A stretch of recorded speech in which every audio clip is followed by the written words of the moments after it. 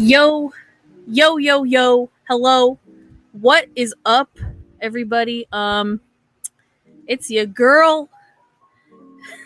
Everybody, it's me, Fred again. Welcome back to my channel and to another live stream. Holy crap, it's been forever since I've streamed, and the glare on my glasses is so fucking awful. Ugh, it's so bad. But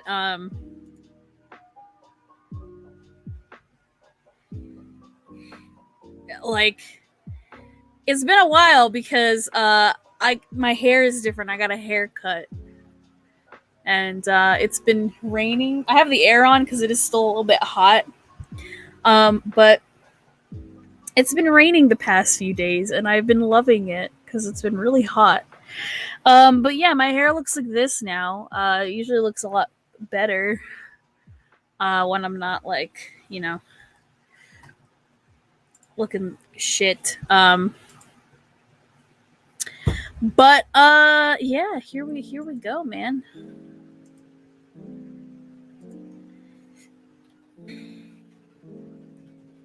me a sec.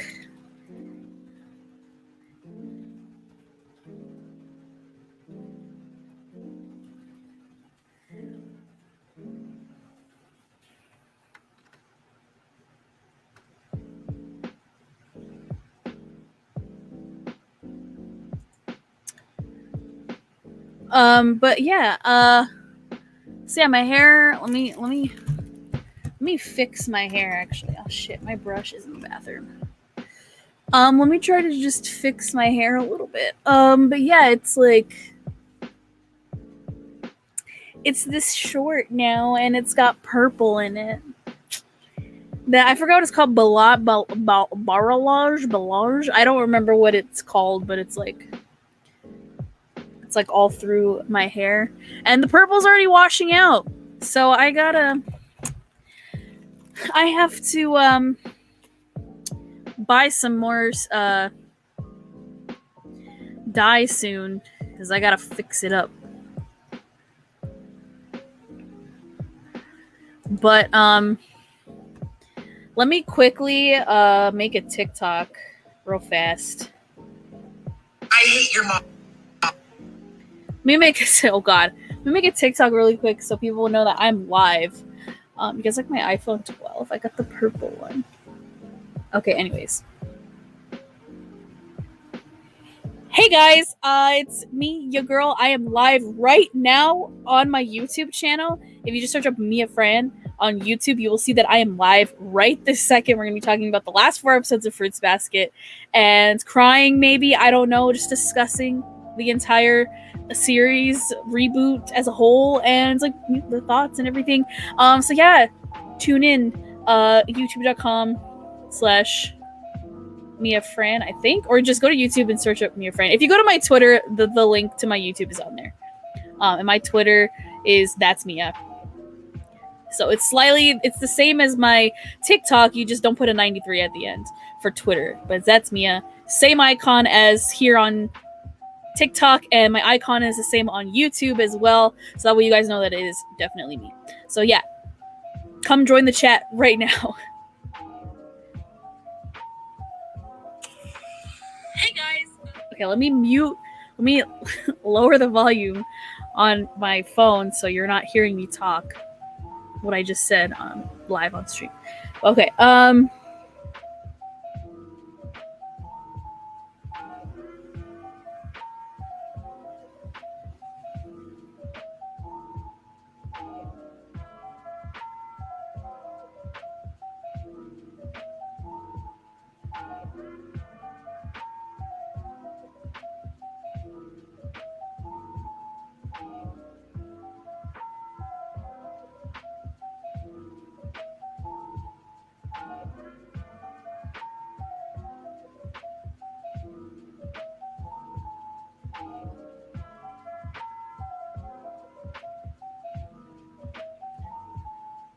just making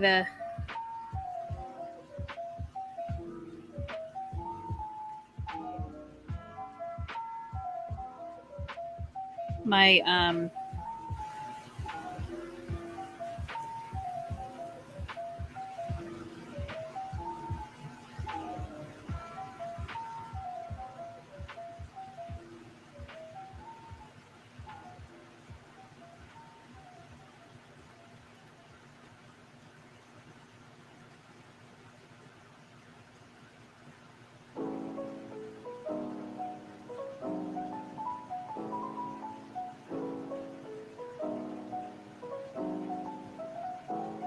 All right.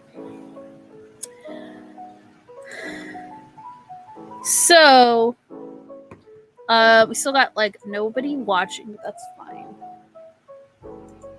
Because I haven't really started yet. So.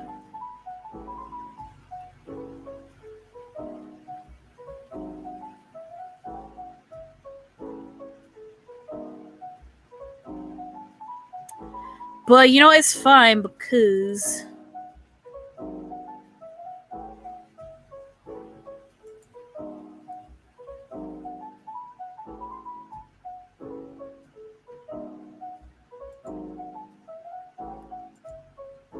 okay.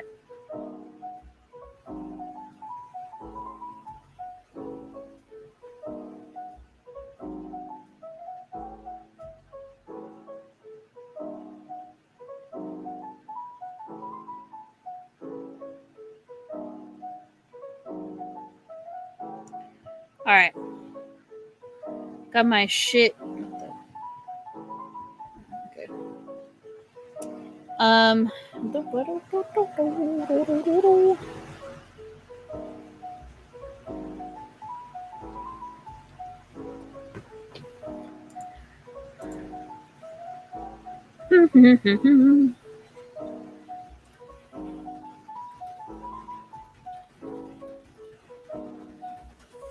Alrighty.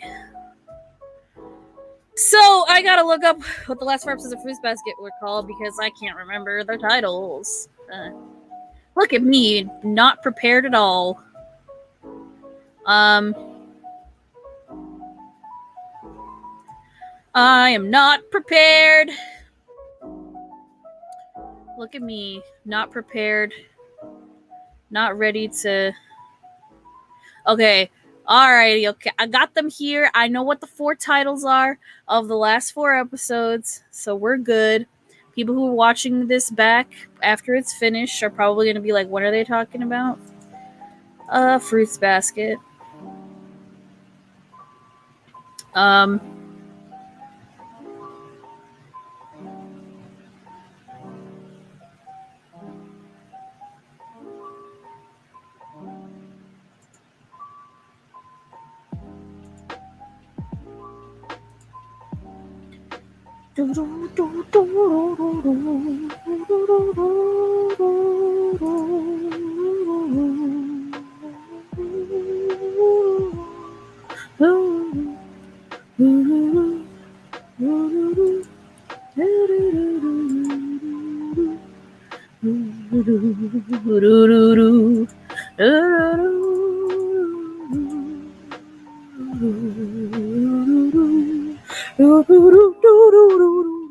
Okay.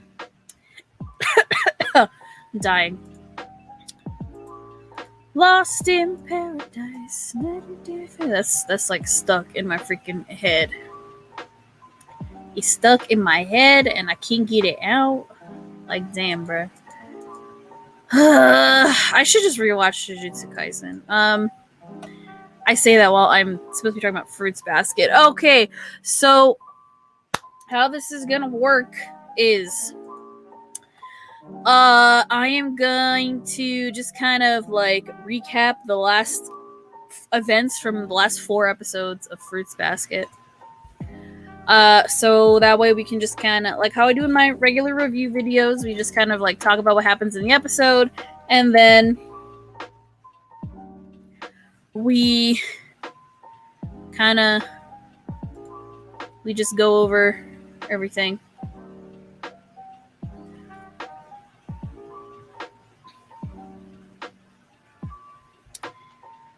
Woo!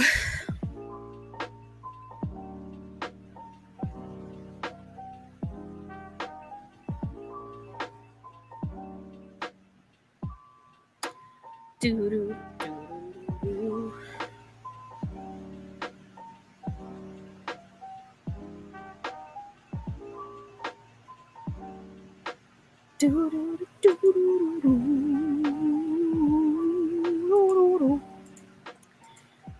Okay.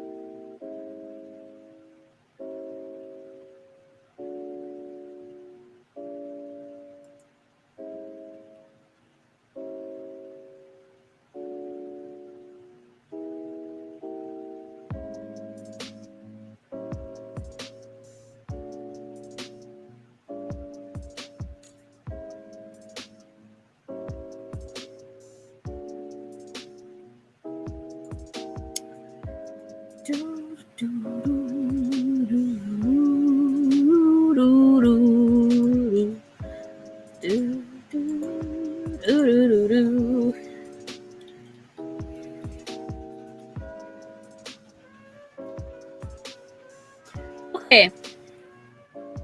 Yeah, we are going to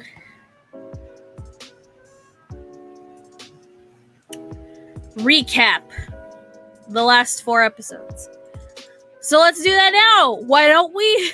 I'll probably have some special guests join in later on just to discuss, what's going on. But for now, I'm just gonna recap. So we got episode number 10, which is called I Just Love Her. So after Toru and Kureno are injured, Kureno got stabbed by Akito. By the way, spoilers for this whole rest of this discussion. We're discussing the last 4 episodes of the finale of Fruits Basket. So Kureno and Toru have to go to the hospital because, of course, Toru fell off a damn cliff, basically. And got injured from that. Kureno got stabbed, so they both had to go to the hospital. Akito kind of finally realizes, oh, I've been such a terrible, awful person my entire life, but now I want to make amends and apologize to everybody, even though they probably don't want to forgive me.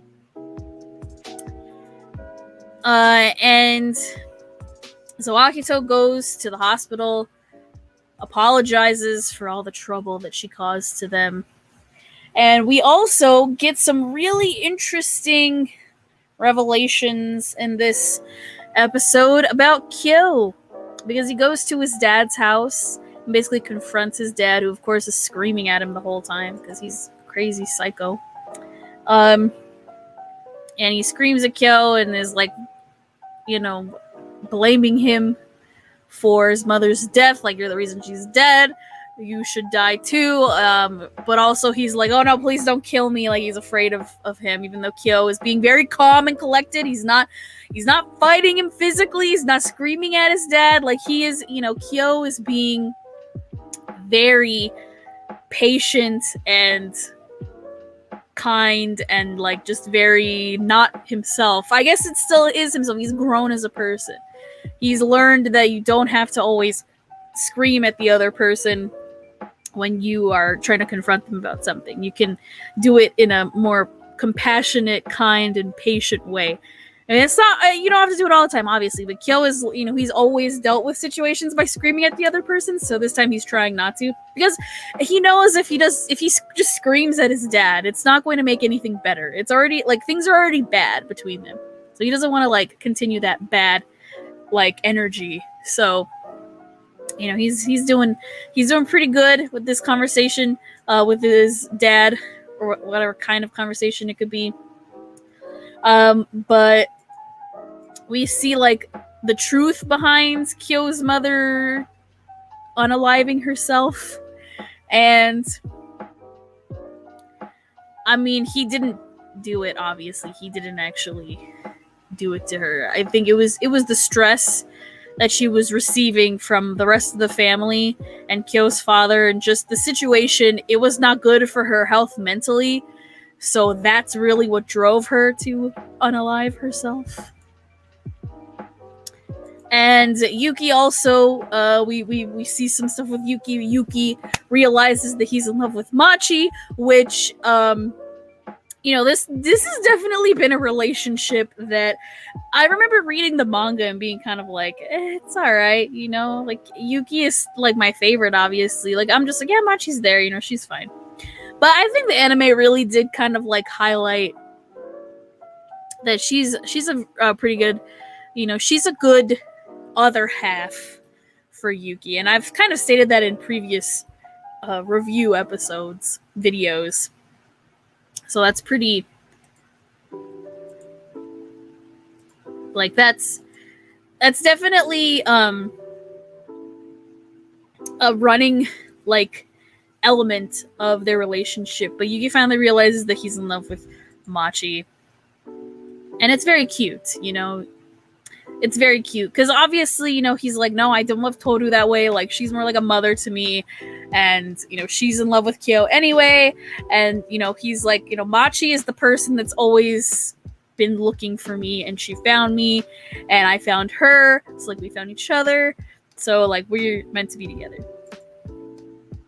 So we've got that. That's episode 10. So we'll move on to episode 11, Goodbye, which, oh my god, episode 11. Listen, episode 11 made me cry a lot. Now, another warning to you guys, and I'll probably state this again later on in the stream when I start discussing stuff further. Me recapping some of this stuff, I might cry because I might get emotional, because I'm very attached to Fruits Basket and very attached to the characters. So if I cry, good thing the glare on my glasses is so fucking terrible that like you won't be able to see how ugly my crying face is. But yeah, so if you hear me like if it sounds like I'm crying, I probably am. But anyway, so we've got episode 11, Goodbye, which is a very interesting episode because we get the true story of the Zodiac Banquet, of what truly happened and how the cat actually fits into the Zodiac relationship. So God was lonely and lived on top of this big hill and, could see everybody but wanted to talk with everyone and get along with everyone. And the first creature that came to God's house to talk with God was the cat. The cat offered itself, I will be your companion. I'll come and visit you whenever you'd like. I can stay here if you wish. And the cat, really made God feel like, listened to, good company, good companion. And eventually the other animals in the Zodiac came to see God. They came to visit. And, rain coming. Okay. It's gonna rain again. Yay. And, God holds the banquet every year until one year the cat gets sick and is basically dying at the banquet, and all the other animals are kind of like, well, why don't you want to live like immortally? Because God is gonna give the cat like this immortal power, basically, like you can live forever and stay with me. But the cat's like, but that's the thing, I don't want to live forever. Like, that's not how we're supposed to live. We're supposed to live and we die. Like, every one of us has a life and it's supposed to end, and we'll meet again in another life. So the other animals kind of like, poo-poo the idea. And the cat dies because it decides, I'm not going to stay forever. And, everyone's sad, but then they kind of move on. But then eventually, all the other animals' lives come to an end. Until God's life comes to an end. And it's very sad. And, it just got to a point in the episode where I had to pause because, like, the story that they were telling was just it was very sweet. And it made sense. Like, okay, this is the original story. This is what really happened between God and the animals of the Zodiac and the cat. It's not that the cat didn't want to be a part of the banquet or got upset at the rat. Like, that's just how the story became what it is. But the true reality of the story is that the cat wanted to be at the banquet and was always at the banquet with God. But when it was the cat's time to go, the cat was like, it's time for me to go. Like, I can't stay forever. So that's why the cycle just continues. But it's been so long of a cycle that it's become kind of skewed towards, the cat is bad. But that's not the truth. And then we see that everyone's curse who hasn't already broken is broken. It's just a feeling that overwhelms everybody whose curse isn't broken. Well, not everybody starts crying, but some people are kind of like, what's happening? What's going on? But Toru's leaving the hospital at the same time. And Kyo goes to see her because basically Kyo knows, like, okay, well, I'm free to do what I want. Because basically Akito is just basically said, like, she's already told Kyo, like, okay, you can do what you want. You're free. You're free to go. Whatever. You're not going to stay locked up. So Kyo's like, okay, I'm going to go tell Toru that I love her then because, that's what I should have done a long time ago. So he goes to the hospital. She's leaving. She sees him and she runs away because she's afraid. She's like, oh no. Like, I might hurt him if he sees me, so I have to run. And he chases after her. And that's where that episode basically kind of ends. But yeah, well, it doesn't really end there because, he catches up with her. He basically tells her, like, I love you. And she says that she loves him back. And then he hugs her, and they think, like, oh, he's going to transform. He just does it because, it's just, he doesn't care if he's going to transform. But when he hugs her, nothing happens. He doesn't transform. And that's when he realizes the curse is broken. It's gone. And then we see everybody else's reaction who hasn't already broken their curses, like, oh man, like Kisa is crying, and who else? Well, I guess Rin is like very like finally. More the adults are like, well, like Ayame finally tells Mina's assistant, like, oh, I was meant to be with you, and he hugs her. So they got together, which we'll discuss the people getting together later. But he tells her, like, I was meant for you. And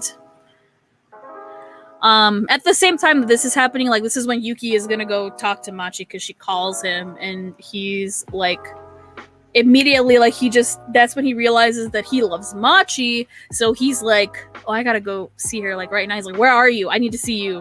And he just runs out of the house, tells him where she is. He's like, wait there, don't move.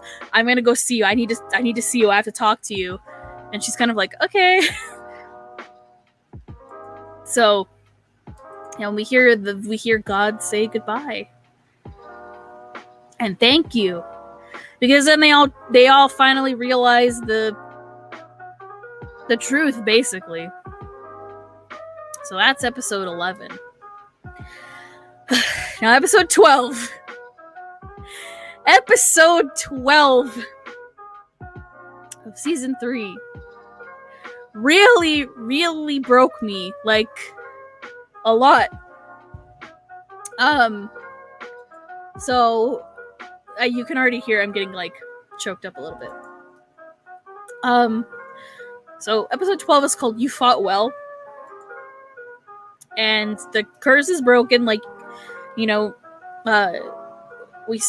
see Yuki go to Machi, and they have a conversation, and basically it's just kind of Machi reaffirming, like, you're a different person than who you were before, and that's a good thing. Like, she gives him this, like, bag, and she's like, this is for Toru or Honda senpai.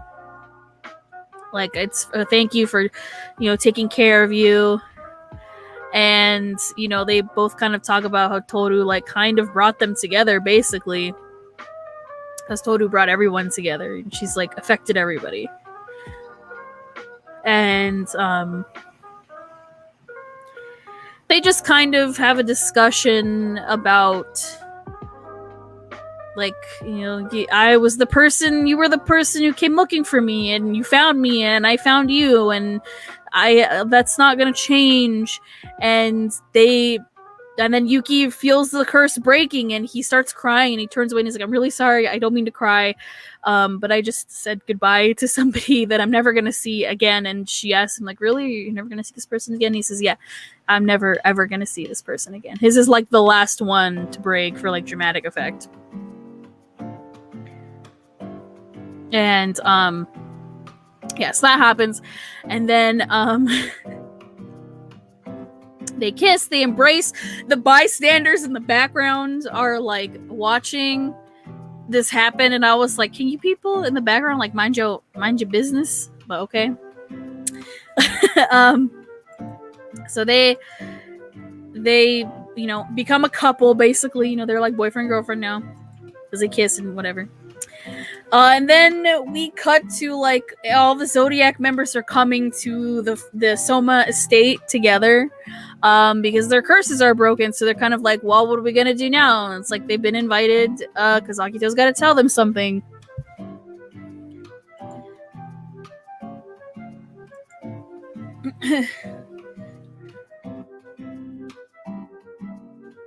One sec.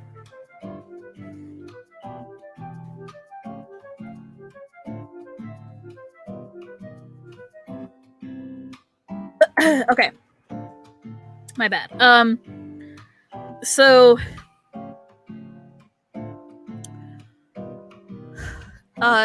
they all go and, they all make their way there, except for Shigure. He's not there. Like, he's not with the other Zodiac members and Kyo. So they go, and Akito comes out in this, like, feminine, like, this women's kimono, and she tells everyone, hey, this is who I truly am. I'm actually a woman. It me. I'm really sorry for everything I've done. But, she basically kind of knows, like, they're probably not going to forgive me, but I'm going to apologize, even though an apology, like, isn't going to do shit. Basically, they have to just forgive her if they want to. But she kind of, like, lays herself bare in front, not literally, but metaphorically. She's like, okay, here I am, I'm a woman. And everyone who doesn't already know is kind of, like, shocked. Oh, well, Kurano's also not there. He's already, like, gone. I mean, his curse broke a long time ago. So, yeah, he doesn't need to be there. But everybody else does. And then Akito is like, the fuck? Shigure did not come. And we kind of get a flashback of her being just like, he was always, like, alone. He never wanted to, like, be with everybody else, most of the time. And actually, he's the one who gave her the kimono to wear. So, she wears it, she goes to find him, and he's at this spot that she always found him at when they were younger. And we kind of flash back. And basically, it's just like a affirming for her that, like, he loves her, that he's in love with her, and that, he's not going to leave her. And, he says she's beautiful and whatever. And, like, honestly, during that scene, I was just like, okay, y'all deserve each other. I really, like, just get together, okay? Like, just, yeah. Like, just next scene, move on. I don't want to see the rest of this. Because, I mean, to be honest, Shigure he's charming. He's hot. He's good looking. He could be silly, pretty funny. But, like, him loving Akito is, like, the biggest flaw of his character. I mean, somebody's gotta love her, obviously, but, man. I mean, again, they deserve each other. That's all I gotta say about that. Whew.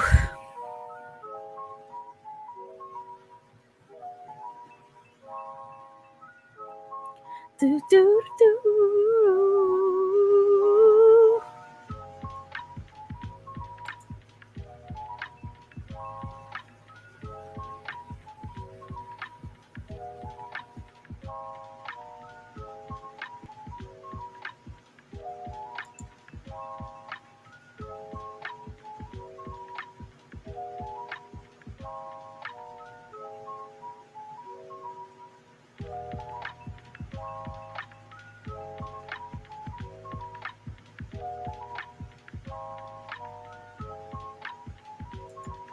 Okay, my bad. Sorry, I'm like looking at stuff on Twitter. Anyway, yeah. So they, she's like, okay, well, I love him too. She loves him back, and she kind of realizes like, oh, I've always loved him. So then we cut to Toru and Kyo are visiting the family grave, the Honda family grave, the shrine. So I'm gonna go visit her mother. And they're making plans for the future. Kyo's like, well, I've decided that I'm gonna go live in this faraway place in the mountains. It's a dojo. I'm gonna go train there, so that way when I come back in the future I can take over Master's dojo, and I can live a happy life. I can live my life I want, I can live my life the way I want to live my life, basically. That's what he's saying. And he says, and I want you to come with me. I want to take you with me. And he's like, but I know, he's kind of like one of those, I want you to come with me, but you don't have to if you don't want to. I know it's a big question to ask you. It's a big decision. Like, you're going to be away from your friends and, people that love you. Like, I'm going to take you away from them, basically. We're not going to be able to visit them a lot. And Toru's like, Kyo, I'm going to go with you. Like, I want to go with you. She kind of just assures him, I love you. I'm going to go with you. You're not forcing me to go. Like, I can be stubborn myself. When I decide that I'm going to do something, I'm going to do it. And I'm going to go with you. So don't worry about it. Don't get upset. Don't feel like you're taking me. Don't feel like you're dragging me with you. Like, no, I'm going to go with you because I want to go with you. And she kind of imagines a little scene in the future of, what it's going to be like. Because she has a ring on her finger. So they're married, and, she's like, oh, we're probably going to get married, and well, you'll train there, and we'll, because he's basically like, we're not going to have a lot of money. If you come live with me, we're not going to have, it's not going to be a fancy place, They're basically, they're not going to college. I don't think they do. Unlike Yuki goes to college and stuff. Some of them go to college and some of them don't. So yeah, Toru and Kyo decide we're gonna go live in this mountain. After we graduate, we're gonna go live there together. Cause eventually we're gonna get married and shit and whatever. Live happily ever after. And then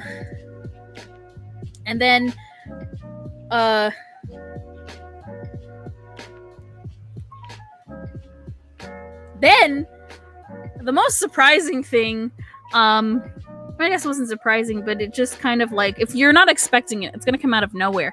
We see Kyoko, Toru's mom, we see her last moments of when she's dying. What really happened, the context behind what she really said to Kyo and what it actually means. And that was some of the most heartbreaking stuff I've seen in this show to date. I don't remember this happening in the manga. I'm sure it did, but I can't remember. It's been a very long time. But even if it did happen, I mean, it was still very, very powerful.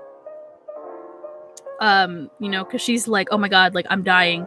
I don't want to die. I'm gonna leave Toru behind. I can't die. I can't leave her. What's gonna happen? Who's gonna take care of her? And she's thinking all of these different things in her head as she's laying there, falling in and out of consciousness, and she's dying, and the people are on the street trying to help her. Someone call an ambulance. And what my thing is, why is nobody there with a cell phone dialing for an ambulance? There's just other people just call an ambulance.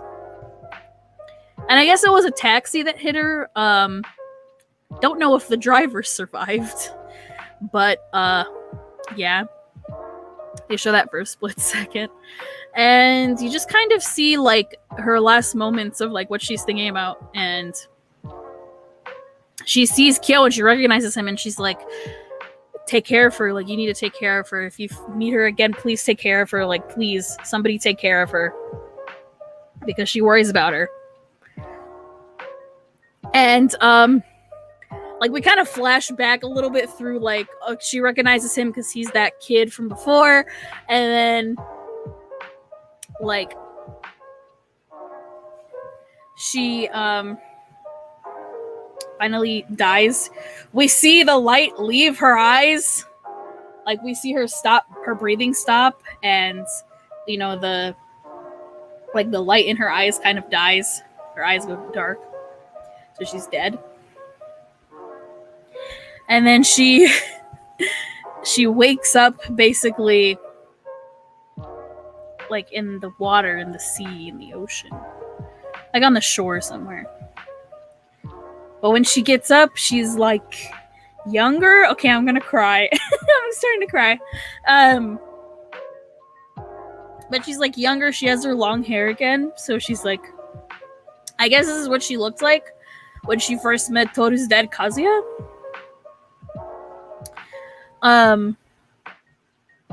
But we see a figure like coming towards her. I'm crying. God damn it. Okay. I'm gonna try to get through this. We got one last one last episode to recap after this. So oh god, I'm crying. We see that it's Toru's dad is Kazuya. We don't see his face till the very last episode. I mean, they like he kind of looks like Kureno, but just like with black hair. If you want to know what Toru's dad basically looks like, that's what he looks like. He looks like Kureno with like black hair, basically. That's Toru's dad, Kazuya. And he comes and takes Kyoko's hand. And he only has one line in the episode throughout the whole series. Oh, my eyes. But he says, "You fought well," to Kyoko. And that's the end of that episode. I know I'll discuss this later, but because I watched the dub, so I didn't know who they cast as the dad in English.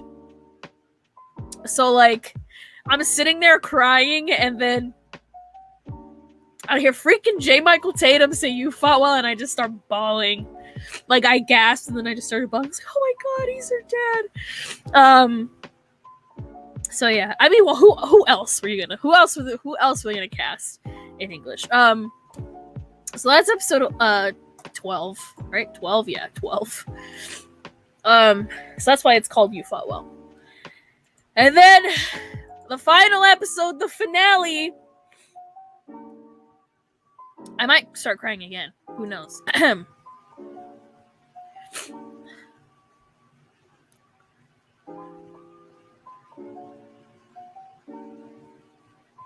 The final episode is called See You Again Soon.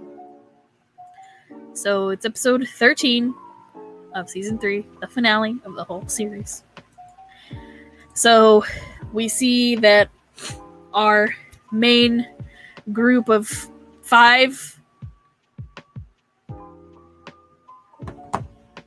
so Uo-chan, Hana-chan, Toru, Kyo, and Yuki, they all graduate. See a picture of them with their diplomas. They graduated, and then everyone's getting ready for the goodbye party, basically, like the farewell. They're gonna send off these kids, basically, because they're all moving on to the next part of their lives. Because they're moving out of Shigure's house. Shigure is not living there anymore. He's gonna move into the main estate with Akito. Because they love each other or whatever. They're gonna live together.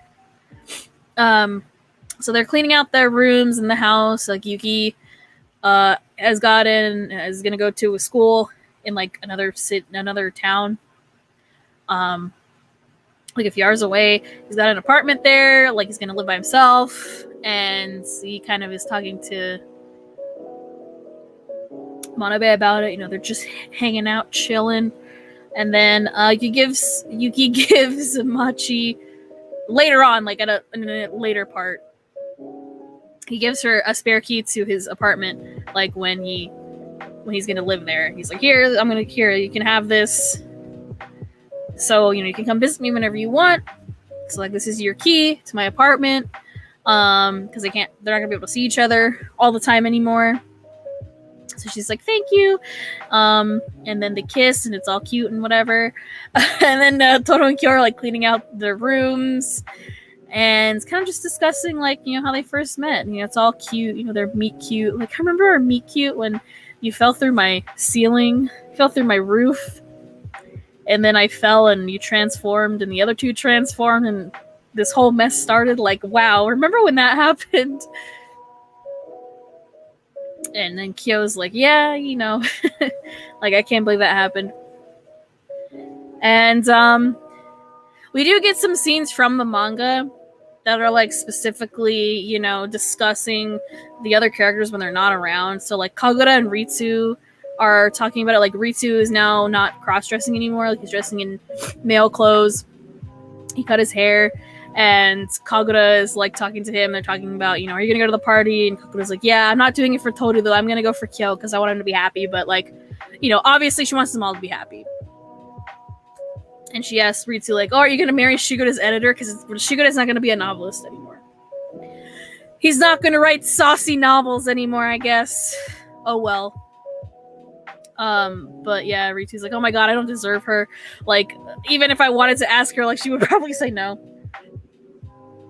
But, they're gonna get together, obviously. Momiji is discussing with Rin and Haru, like... God, it sounds like I'm talking about fucking Freak, Rin and Haru. Momiji's like, well, if Kyo fucks up, then, I might go and steal his woman. But, just because I'm a nice guy, I'm gonna go find a hot girl and date her. And then I'm gonna go visit Toru and Kyo with my hot future girlfriend, and I'm gonna show her off to him and brag about how amazing and cute and hot she is. Because Kyo stole my Toru from me. And Haru and Rin are just kind of like, okay. And then Rin is like, do you hate me? Do you think less of me because I won't forgive Akito? Because Rin, out of all of them, doesn't forgive Akito. And she even says, like, she hurt all of us. Like, she hurt us physically. She abused us. She did all these awful things. And she just expects that an apology is going to do something. Which, you don't have to forgive somebody that hurts you like that. Obviously, you're not obligated to forgive at all. If you want to, you can. Not so, just... Haru's like, of course not. Like, I respect you for your decision, That's what you want to do, that's what you want to do. I still love you. The cutest freaking couple in the whole series, for sure. They're so adorable. And then, what else happens? The fuck else happened? Oh, well, Ayame and Mina are like, oh, we gotta make a cute, like, goodbye basket for Toru and Kyo, and then we'll make one for Yuki, and they're just kind of like, being adorable together. As usual. Hattori and the teacher, Mayu, they're, like, discussing, like, going on vacation, because now they're together, because Mayu cut her hair. Her hair is short now. Remember in her previous episode, where she's like, we kind of got together, but that was after I cut my hair. So her hair is cut now, so they're together. And like, good for Hattori, man. Like, that's another one of the storylines that I'm like, oh, good job. Like, they did him real dirty in his backstory, but he gets a really good happy ending with a good person.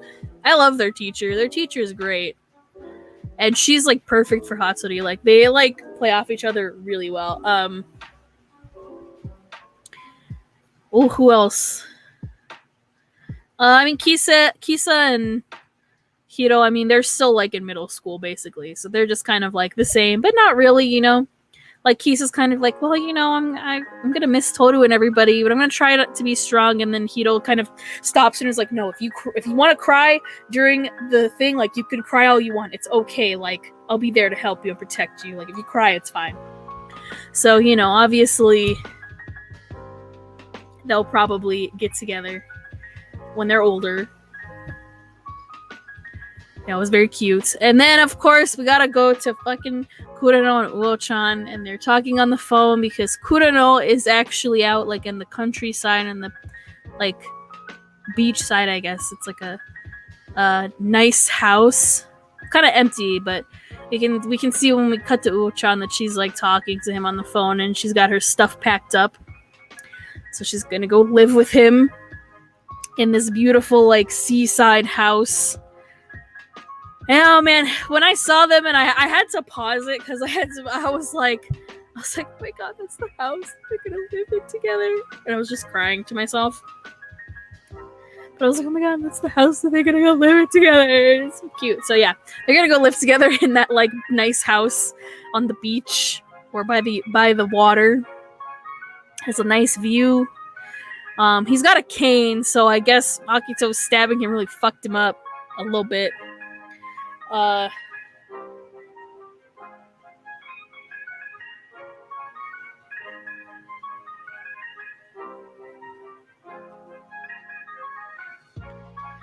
But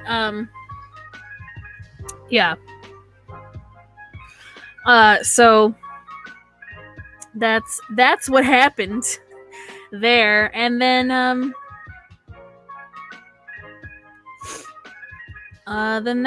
that's basically the end. Well, we get the credits, and then we get, like, a post-credit scene because this became a Marvel movie. Not really. No, we get, like, a little epilogue scene. I mean, basically, we got an after-credit scene. This turned into a universe. But basically, we get this scene of this little girl running around. She has a cat and a rat toy. And she goes to her mother in the house, and she's like, Mom, where are Todo and Kyo? And then the mom is like, just call him Grandma and Grandpa. And then the granddaughter is like, but Todo said that she doesn't mind if we just call them by their names. And then her dad, so Todo and Kyo's son, because he looks exactly like Kyo, he's got the orange hair and everything, he says, like, they went for a walk, so they'll be back later, so you can talk to them when they come back. Let them enjoy their walk together. And then we see Todo and Kyo when they're old and they're holding hands still, and they're just old grandma and grandpa walking through the gardens outside. And that also happened. That appears in the manga at the end as well. And then, of course, we have the spin-off of Fruits Basket. Fruits Basket Another. So it's about the kids in Fruits Basket, or the Fruits Basket kids. But we can discuss that later. So yeah. And then they showed Todo's dad's face at the end in the credits, so we see the pictures on the, like, desk. We see in this little bowl. I thought it was like a key bowl. I always said it was like a key bowl for, like, their house keys and stuff. They keep the beads in there. I think that's what it is, but I might be misremembering. But that's what that little jar is. It's for the beads, but I think they also put their keys in there and stuff. Because Kyo breaks the bracelet off when his curse breaks. After he hugs Todo, nothing happens. He tears that shit off. Like, fuck that. But Todo picks up all the beads, and they keep them. And they have the Zodiac figurines that she made. They have a picture of Todo and her parents, and we finally see the dad's face. And again, he looks like Kurano with black hair. Then we see, like, a little one of those, like, I don't know what it's called, like a collage. It's not a collage. It's like, it's a frame where you can put multiple photos, but it's like different little frames. I have you probably if you've been to anyone's house ever that has family pictures on the wall, you've seen it. Like, everyone's house has these frames. I know my house has quite a few of them.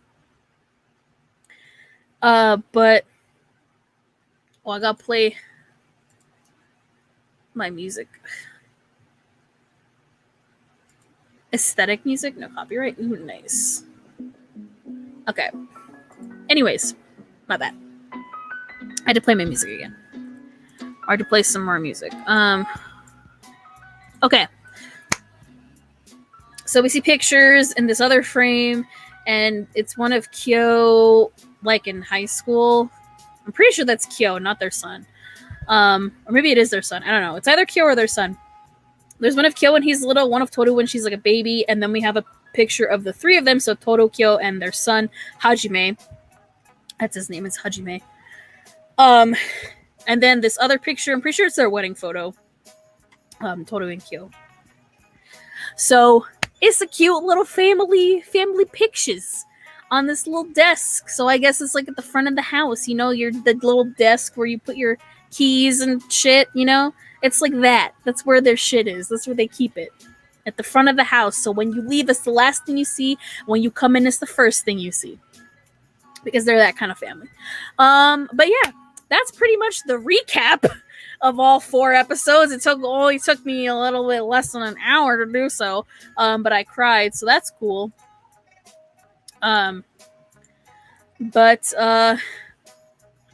Yeah, there's my recap. Now my thoughts. Well,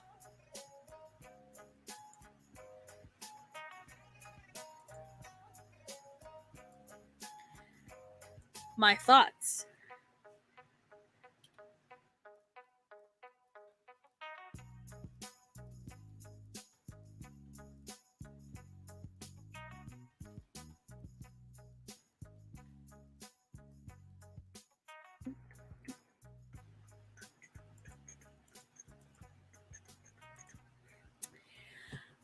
Yeah, so there's my recap of all 4 episodes of the finale.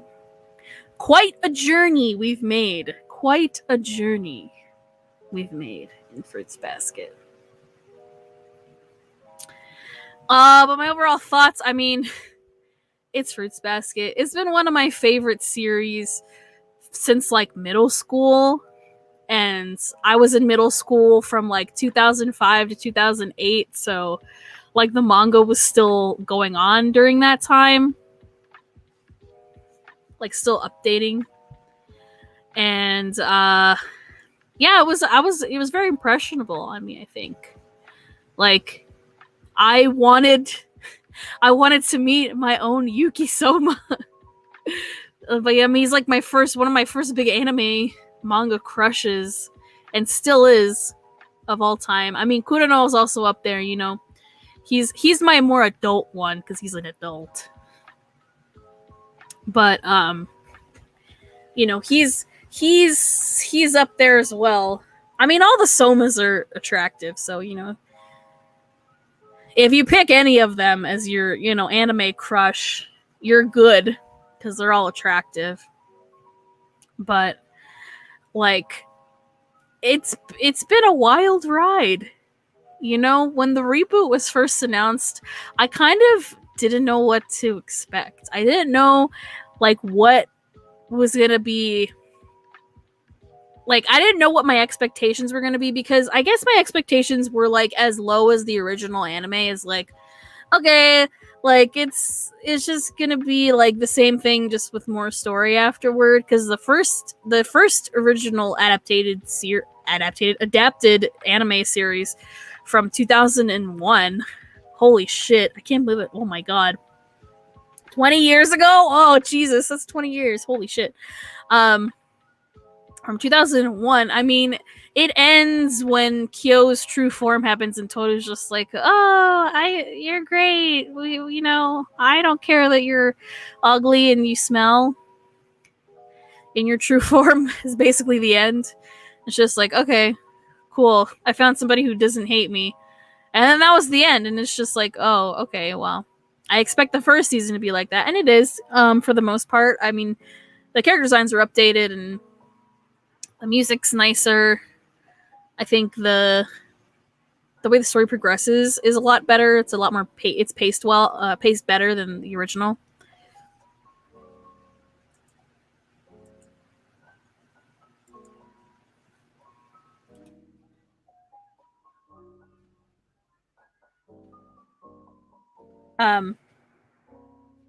But yeah. I think watching it in either Japanese or English, you're going to get a really great story. I'm very impressed that Fruits Basket has been like one of the only, if not the only one, that was able to get re-simulcast since the pandemic, because it got pushed back. Obviously, like season 2 was like pretty pushed back, and then part of no, I think all of season 3 was simulcast, but season 2 was like kind of hard.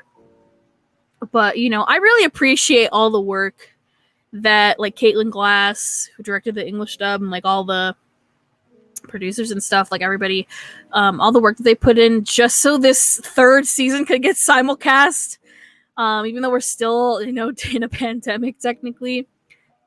Like, I'm very impressed and I'm very grateful, very appreciative, because I mean, if even if it did get pushed back, like if the dub got pushed back by like a week or something, like it had been before, or even longer than that, like I wouldn't have minded, because like I was still enjoying it in Japanese too. So it's good in both sub and dub. So if you want to watch in either, go for it. Like, you'll have a good time with both. And I thought the new additions to the cast that they brought back from the original dub, from the original series, like everyone is still really good. Everyone's still great. Like, I think now that all of these VAs have had all of this experience since the original series, like they had all those interviews when the first season came out, and they're interviewing like Eric Vale and Jerry Jewell and Laura Bailey and everyone like who was in the original, and they're kind of like, wow, like a long time has passed since then. Like, I have like kids now, or like all my kids are grown up and they were little when first came out, or like I was barely starting out back then. Like everybody's grown so much, but they're still so good. Like, I still cried because of everybody's performances, and I think it really worked with the dub, like bringing back who they could from the original cast of the original dub from the first series. And then like the new Japanese cast was amazing. Obviously, so good. Like, again, I liked it in both sub and dub, so I say watch either or watch both. Like, watch it in one language and then rewatch it in the other, and get a slightly different experience, but it's still a good experience. I don't know. But it's like, it's been a fun ride with Fruits Basket. Now I need to like recollect the manga, because I have some of the manga like on my shelf here, but I don't have like the first few volumes. I want to just start recollecting the entire series again with the redesigned manga characters. So I'm gonna have to start doing that. But it's definitely, it's still definitely one of the great classics.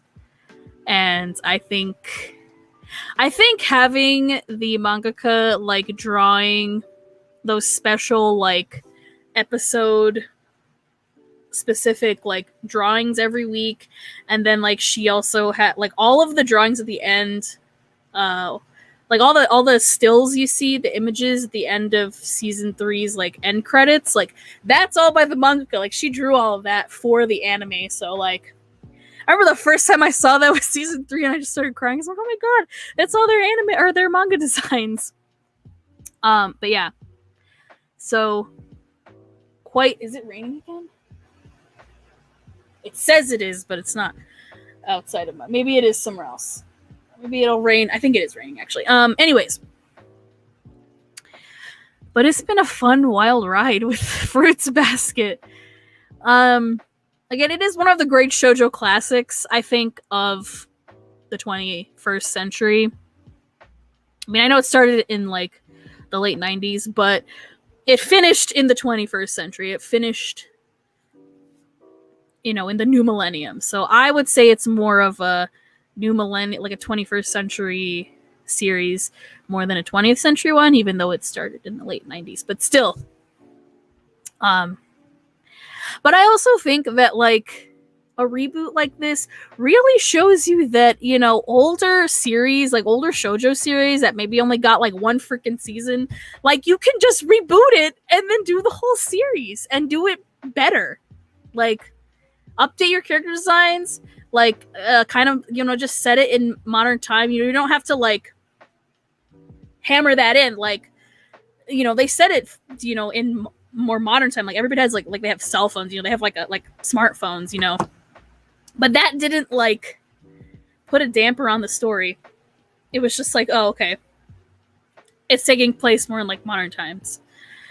Like it's more 2019 than it is like 2000. So I like that. So if you guys want to reboot Boys Over Flowers into an anime series, I think you could do it. I think it would be much better if you made a rebooted anime series and not make it as so cheesy and 90s as the original anime is, because that's from 1995. Or you know, if they rebooted Ouran, I wouldn't mind. I would be fine with that, because I want to see that whole manga done. The end of that manga is also like really good and much better than like, I think it's much better than the beginning of that manga series. So, like, you know, do that. But what I'm really trying to say is, like, I think a series like Fruits Basket getting rebooted and stuff, like, just kind of just shows you that, like, oh, the shoujo genre is, like, it's really important. Like, everybody's watching it. And not, like, a lot of people who maybe you wouldn't think are would be into shoujo anime or manga or watching it or watched it and they liked it. You know? I feel like Fruits Basket is one of those series that you can now show people who aren't into anime. Like, you can show them Fruits Basket 2019, the reboot, and they'll really like it. Like I'm showing my mom Fruits Basket. Like, I'm rewatching Fruits Basket, the reboot, with my mom, watching the dub, and she's liking it so far. So, you know, by the way, I've been making TikTok reviews with my mom of Fruits Basket. So after every episode we watch, make a little mini TikTok review. So if you want to check that out, go to my TikTok and you'll be able to see my review videos with my mom. And I'm going to post them all on here too. I'll make like a compilation. Like when season 1's over, I'll put all the season 1 reactions together in a video. Season 2, and I'll do season 3 as well. But yeah, it's been a crazy ride. And I've really just been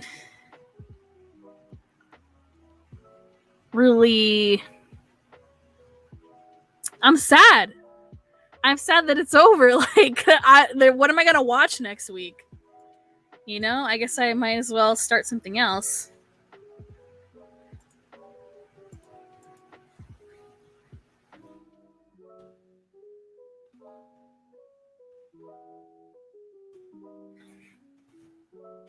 Like, I might as well just start watching, maybe I can watch a different series or rewatch something. I mean, I am still going to be rewatching Fruits Basket, obviously, again, because I'm watching it with my mom, but I guess I can watch something on my queue that I haven't started yet. That gives off the same energy.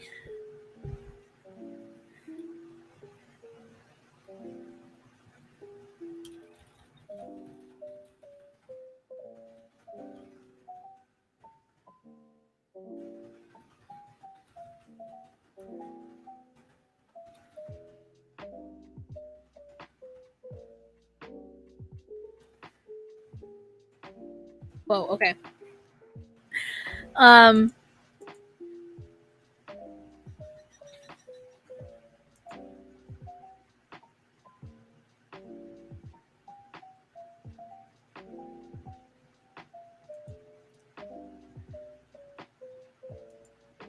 Okay. What am I reading? Okay.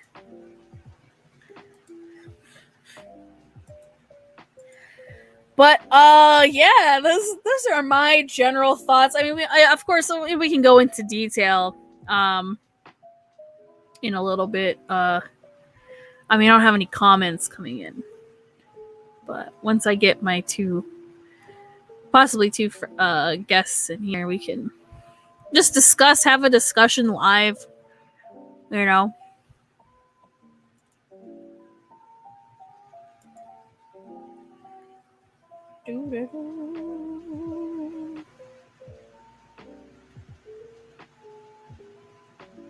My brother is sending me TikToks. Why? I have to look at them later.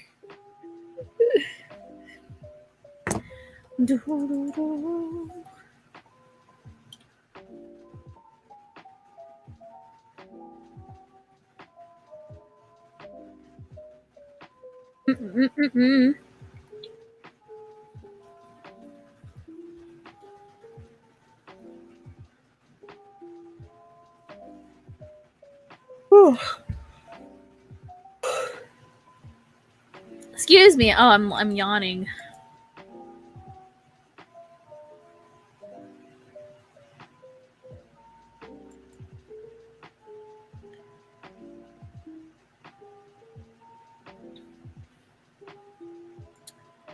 What?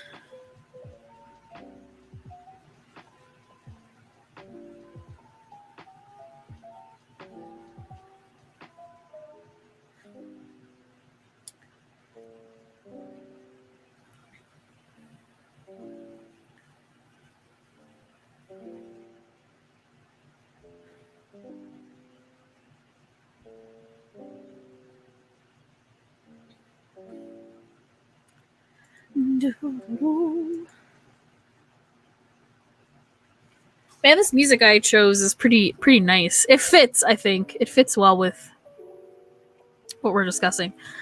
Ugh. I can't believe I cried earlier. God damn it, what's wrong with me? You can see how emo I really am, guys. I'm such an emo. Ugh.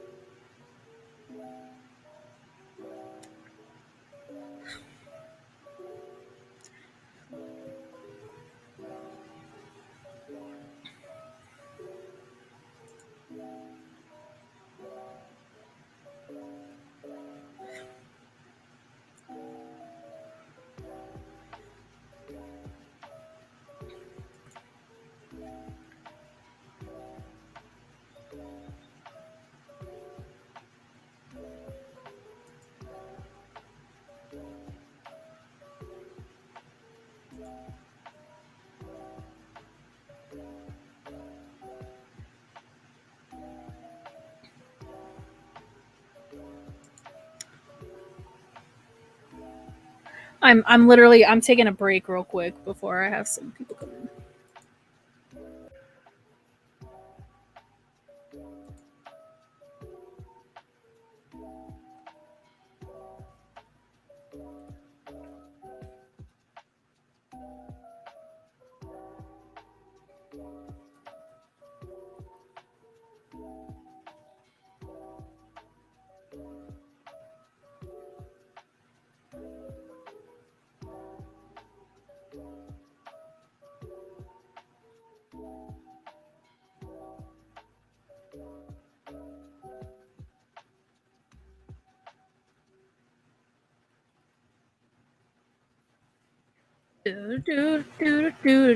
Oh, Chantal's here. Hello. Hello. What's up? Not much. Welcome to the stream. How's it going? It's going pretty good, man. Yay. Wow, we have 0 viewers. It's fine. Honestly, I like if we have no viewers, I don't really care because it's a discussion. Like people can watch it later if they want to, and we just want to get like our feelings and thoughts out. Yeah. So, so yeah. I've already cried. So during the stream, recapping shit. But so actually, I wanna know, Chantal, since you were not a manga reader, so like, what did you think of like the ends? Like, and it doesn't have to specifically be the last 4 episodes. It could just be like season 3, I guess, or the whole series. However you want to, whatever you want to talk, however you want to discuss it, like go for it. But I just want to know, like, as somebody who never read the manga, like, what did you think?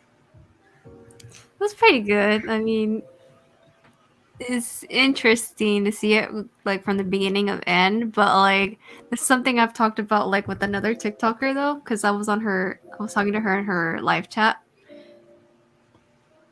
Kind of wish we had more interactions like with like the couples even like after their relationship. I feel like that's more of like a thing that everybody wants nowadays instead of just like end it there at the relationship. Like just seeing like the struggles of being a relationship is like something that I feel like we're kind of evolving that way where we're more interested in that. But I mean, there's different mangas out there that kind of, they supply that need or that want, right? Well, yeah, because I mean, I guess it also that kind of speaks of like when this manga was written and like when it ended. Because I feel like during that time, like, that's not what people were interested in, I guess, in terms of, like, their manga or their anime. But, like, now, like, that's something that more people are interested in. So, like, I feel like more people expect that out of their, like, romance, shoujo, whatever, dramas, dramedies. But, I mean, you have Fruits Basket Another. Like, that tells you, like, oh, this person and this person got married and they had kids and their names are this. Mm-hmm. So like you have that. I mean, you don't really see like how they got to the kids part. It's just like, oh, we skipped the marriage part or getting married part and the like having babies part. Well, they just already exist. Yeah. So I mean, I guess that's also just something that you as like the reader or fan or whatever, like I guess you can kind of like, that's when you can make your own headcanons and decide like, oh, this is how this probably happened. I don't know. Mm-mm. That's how I like to think about it. I mean, it would be nice, but I don't know. I'm sure people have bombarded the mangaka of like with so many questions like, so what was their wedding like? Tell me. I need to know how all the couples got married and what happened on their wedding day. Yeah. She's probably like, I don't know. I wasn't there. That's what I would say. You can imagine it however you want.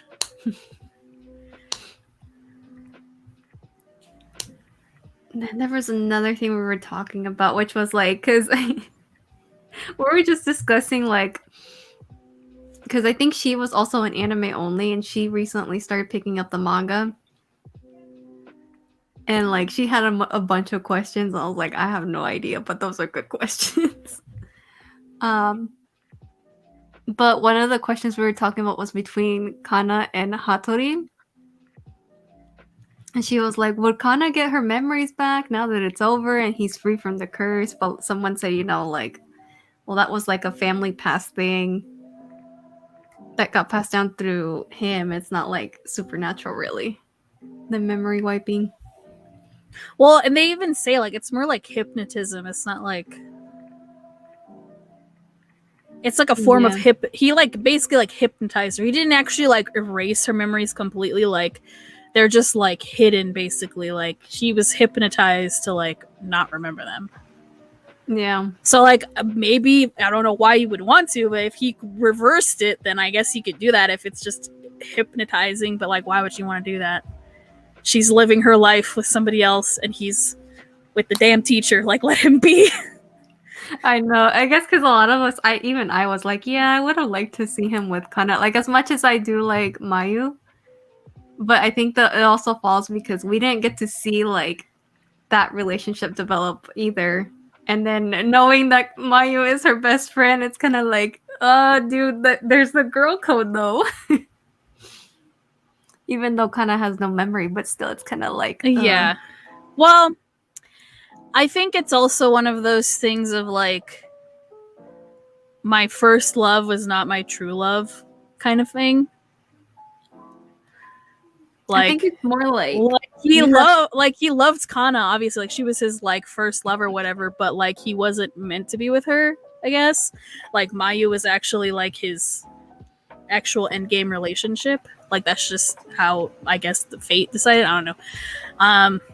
That's how I see it as. Like I would have liked to see like him and Kana's relationship, like see what they were like, that would have been really cute. But yeah, I mean, yeah, girl code, but again, it's like, I don't know. They're in Japan. Maybe that's not part of the girl code. I don't know. I don't know, man. Like I would feel very weird, man, dating like my best friend's like ex-boyfriend. Well, if she doesn't remember. She don't remember, but we do. We remember the trauma. Well, I mean, Mayu doesn't know that he erased her memories. She just kind of like is like, oh, you're not with him anymore? Okay. I thought she did, because you know how Shigura kind of let her know like something happened? I guess maybe she knows, but I don't know. Maybe she doesn't directly know. Maybe she doesn't know, like, maybe she doesn't know all the details. Because she was hinting like, oh yeah, her memories did get wiped. But she doesn't know like... Well, maybe she kind of like sees it that... Maybe like she knows but doesn't actually know that that's really what happened. Yeah. Like maybe she's kind of like, oh yeah, it is kind of like her memory got wiped. But that's probably not what it is. Like, I don't know. So that's the one thing I remember, and I was like, even like all this that she would have told you, and I'm like, I don't know, I don't know. It's not real life, so I would still feel weird, man. I guess for dramatic sake, it's not really that like deep. Yeah. Like she just doesn't remember. Okay, well, cool. I mean, to be fair, Mayu didn't just like jump on Hatori after they broke up. She's just kind of like, oh, okay, well, yeah, he's miserable and I'm still miserable because I love him, but I'm not gonna tell him because he doesn't love me.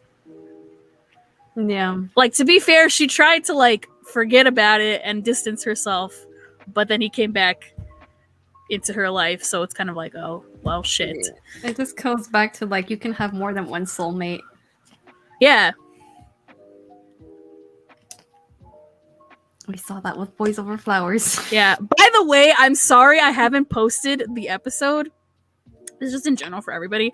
Yeah, my freaking life got in the way. Because I was, like, unemployed and I had no job and I was sad. And I just, like, stayed at home, did nothing all day. And then I got a job and now that's, like, I do that every day. But it's coming, I promise. We're gonna go back to posting. And, like, also health problems of multiple people got in the way. So that's also another reason why. Our hiatus will end, I promise. We're gonna go back to, like, you know, doing episodes. Like, it's not over, okay? Far from it. But yeah, we did see that with Boys Over Flowers. Like, you can... Your soulmate and your true love can be two different people, or maybe you have more than one. For sure. Was there anything else you talked about with this other TikToker? I mean, so she was also an anime only. She never read the manga. Yeah, I think she recently started diving into the manga. But yeah, I think you know the TikToker. It's the one that you saw the fruits basket. Oh, okay. I don't know if I followed her or not. I can't remember. Yeah, she goes live every like so often. And we always end up talking about Fruits Basket, like on her lives. She's got some interesting stuff to say. She's a big Hattori stan. Ooh, well, you know, everybody loves Hattori. I feel like he gets a lot of love. He does. I mean, they did. I mean, he gets the really a damn. His backstory is sad as fuck. So, like, it's kind of like you better give him a happy ending. Damn it. I know. And again, he gets it with Mayu, with the teacher. I think, like, and I was saying this earlier, when I was recapping my general thoughts. Like, I think they work good together. They're very like. They're a good pair. Like, I like how they talk to each other. I like how they're so comfortable with each other in terms of like when they're talking and discussing things. Like, they're like, you never really see Hattori kind of like make too many like quips or jokes. Like, maybe to like Shigure and Ayame, but like to like nobody else. And then Mayu comes and it's like, oh yeah, I can like tease the crap out of her because she'll just take it. And then she gets all embarrassed and flustered, like, and it's so cute. And like she just has this like really big crush on him, so it's nice to see. Because I was like, oh yeah, her hair is short now, so that means they're together. In that scene in the last episode, so it's like, yay, they got together. Yeah, he's got a lot of fans. He's one of the like top. I feel like Hattori is one of the ones that has a lot of fans. Obviously Yuki and Kyo do, but like that's a given because they're like the main characters. I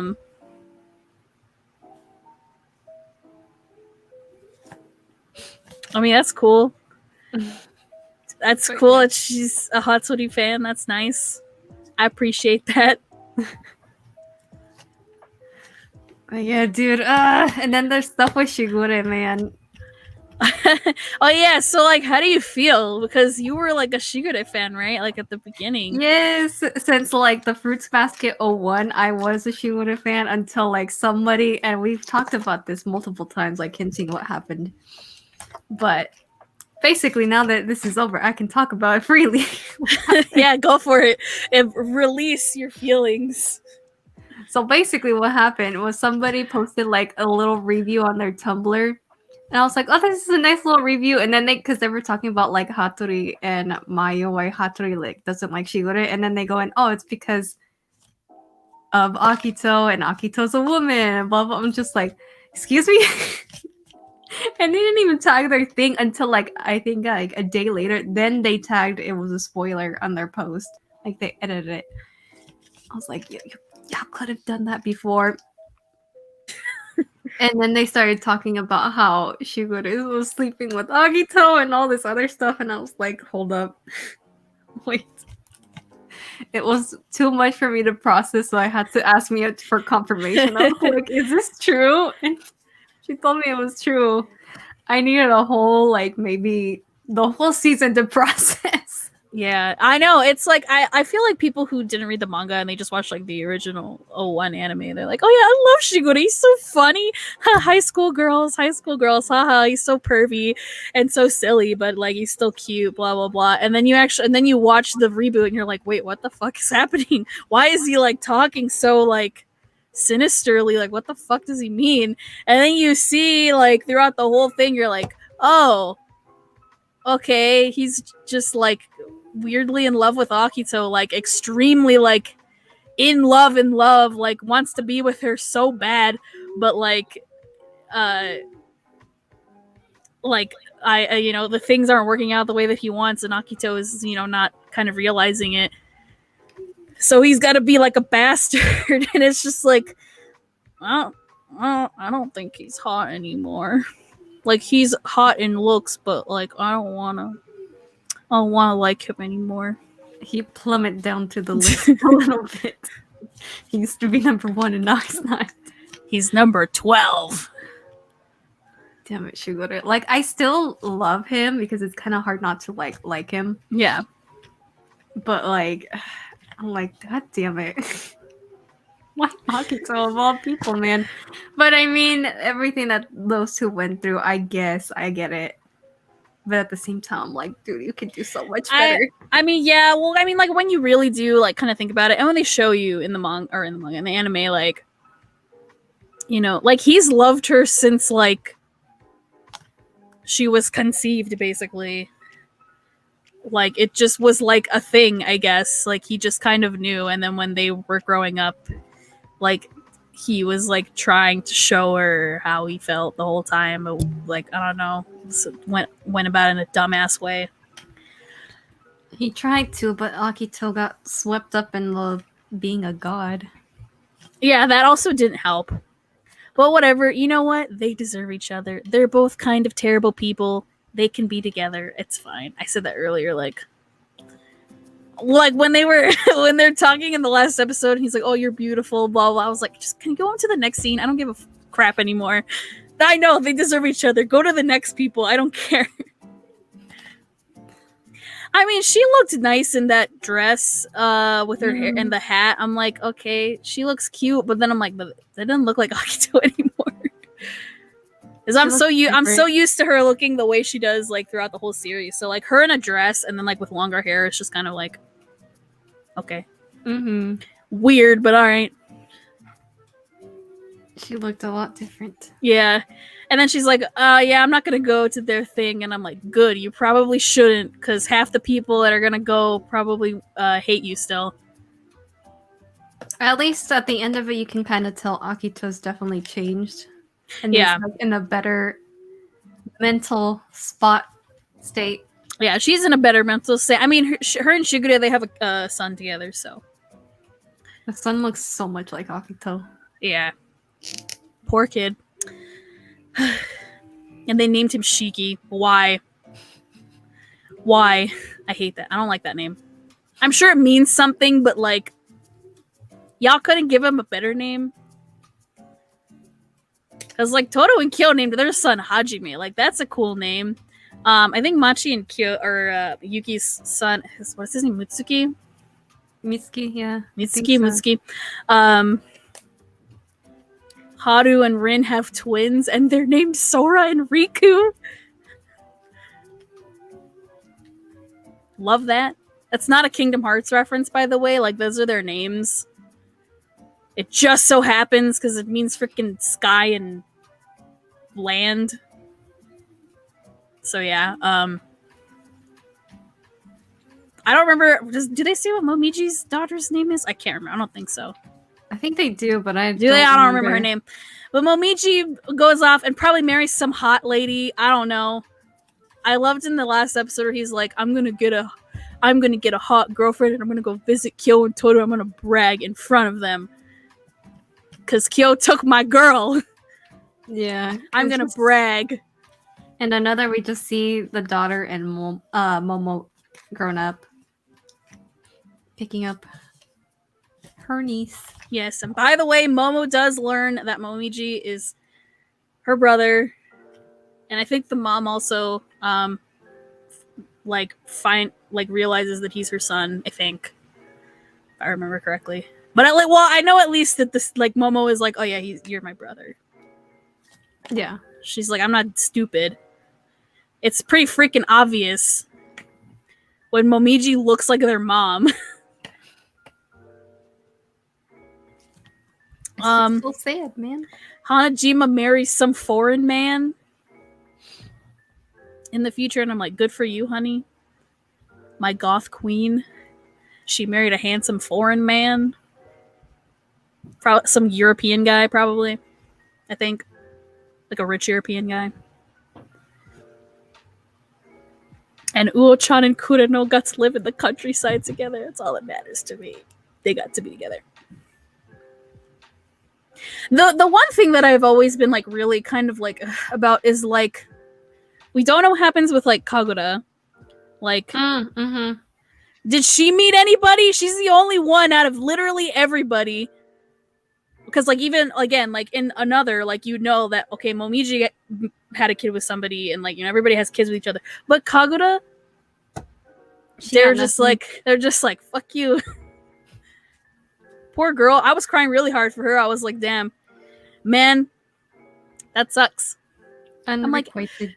I'm like, she has unrequited. I'm like, you couldn't like have put in an anime only scene where like she goes off and lives somewhere else and like I don't know runs into somebody that's like completely opposite of Kyo and that's who she's like gonna end up with or something. I don't know. Like I feel like that would be really cute. But no, they don't show you that. You just kind of have to assume like, oh, I guess I don't know, I guess she was content the rest of her life.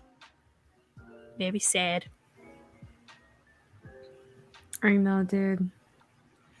Let me go get my food real quick. I'll be right back. Sounds good. I'm just tweeting out that you're live. So yes, thank you. I appreciate it. I'll be right back, guys.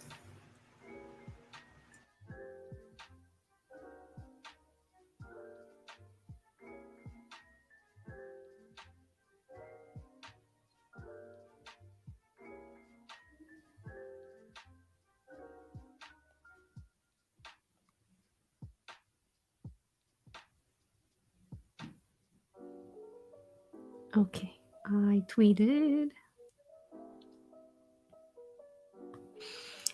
All right, guys, it's just me and y'all. How y'all doing? I don't know.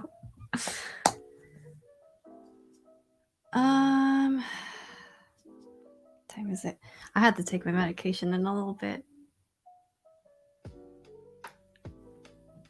Anywho's, you guys.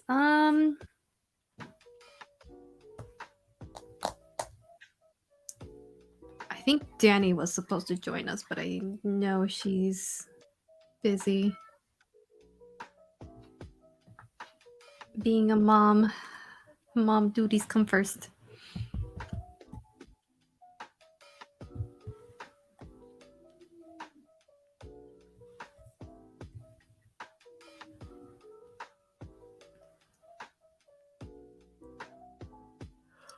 I'm so sleepy.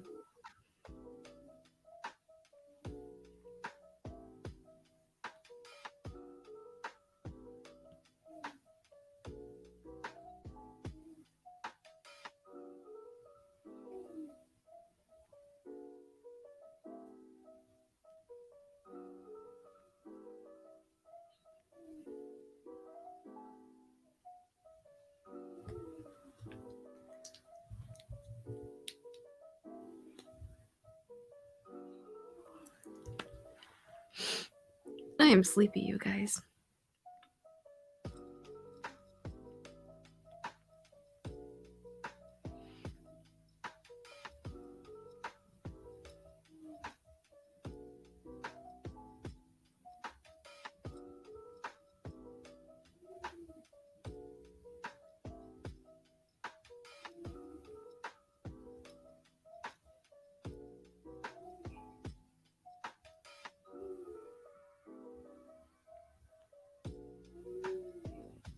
Let's see.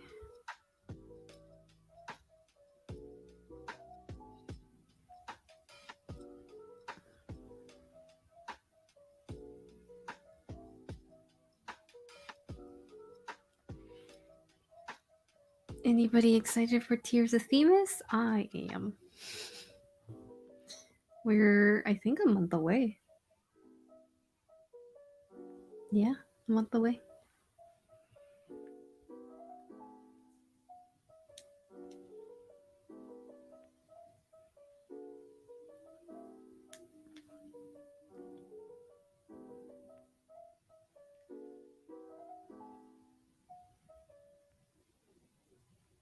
Oh, shoot. Okay.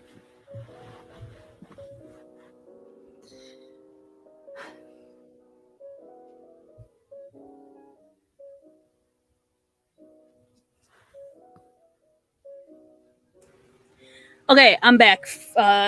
Hello. They missed my food. Uh-oh. So my mom's like, I'm gonna go back. I'm like, okay. What'd you get, though?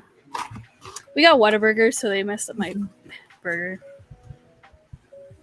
I have to make something in a little bit, too. to eat with my But medication. but I got my drink, so it's fine. Nice. Anyways.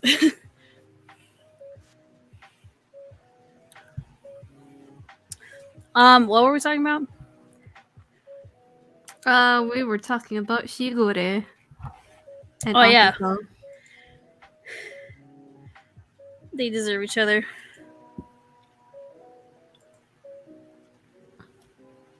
So cool that they ended up together, I guess. Whatever. Yeah, it just sucks that I am Year of the Dog, man. But I it's mean- fine. I do like my little chaotic characters. It's fine. It's fine. Everything's fine. I mean, you know, it's like Toru's Year of the Dog too, and she's just kind of like, oh, okay. yeah.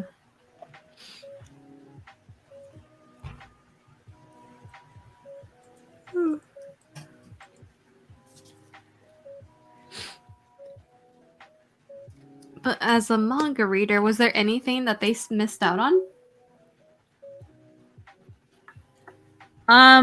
that you remember?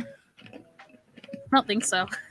Because I Like- saw a lot of people complaining about the backstory and then something about Manabe that they didn't include that had to do with Toru. Honestly, I don't fucking remember. Because those are like the two main things that a lot of people were like, oh, what happened to like Manabe? And I was like, oh yeah, he kind of was hinting that he knew Toru and like in a way or had a connection there. But they never like dove see. into that. Let me check. Because I think it was season 2's where they were kind of hinting at it. But they just never addressed it.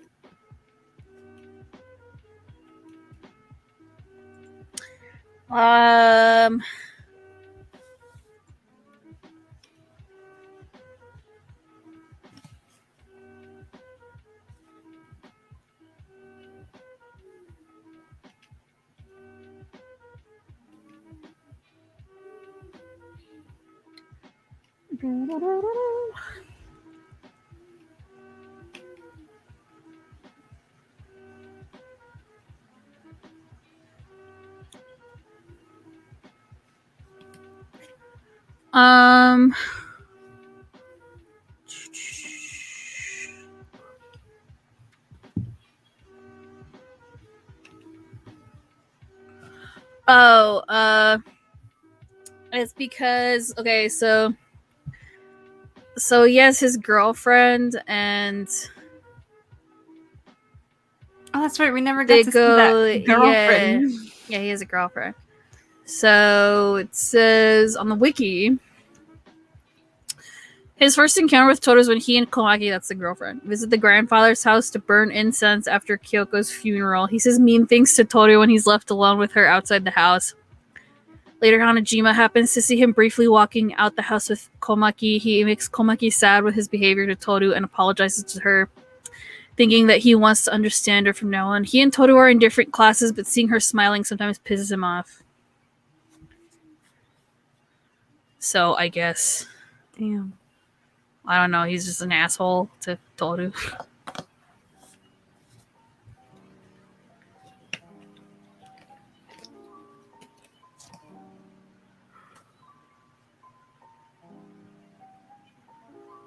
That's the one thing I remember. That he kind of looks at Toru like that he doesn't like necessarily like her. Okay, so then in the third year,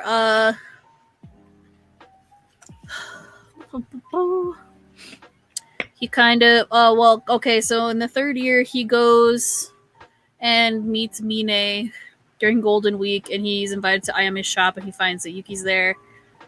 And then, he tells Ayame and Mina about Machi and teases Yuki by calling her using Yuki's cell phone, causing Machi to feel suffered with the constant teasing by Ayame and Mina. Kakeru slowly notices that as an older brother, he doesn't pay attention that much to what Machi really likes, while Yuki is able to recognize it first and thinks that change is not a bad thing. So Kakeru finally meets Toru face to face when he wants to borrow a textbook from his friend in Toru's class, because they're in different classes, but she doesn't remember until she looks at him again and says sorry she doesn't notice him immediately. Kakaru tells her he's sorry for hurting her and feels regretful since then. Even Komaki scolded him. Toru smiles at him, saying he makes Yuki look happier now, and he feels like he wants to cry as he recognizes the same smile from his girlfriend before. It's the smile for the sake of the others, not for herself. Yuki sees them as Toru walks away from the scene. Kakaru tells him the truth that the person who accidentally hit Kyoko Honda by a car was Komaki's father, and he also died instantly. What the fuck? Oh, that's why they were at the funeral. Okay. So it was Kakeru's girlfriend's dad that killed Toru's mom. Damn, man. He was the taxi driver, and he died instantly as well, apparently. I was wondering, I'm like, did the person driving the car also die? I guess we got that. I don't remember that shit from the manga. I don't remember that. Well, I guess it's been a few years, huh?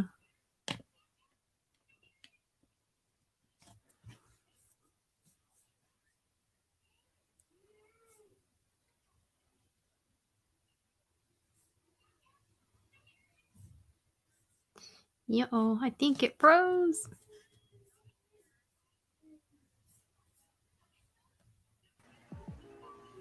Whoa, my bad. There we go. I was like, uh-oh. Okay. Yeah, I don't know. It's my Wi-Fi. It's raining. It's like storming outside, so that might be why. So yeah. I guess they didn't want to put all that detail into the anime. You just have to read the manga to find out. But that makes sense. That makes sense because maybe his girlfriend felt responsible because it was her dad that killed Toru's mom. So it's kind of like, don't be mean to her. Like,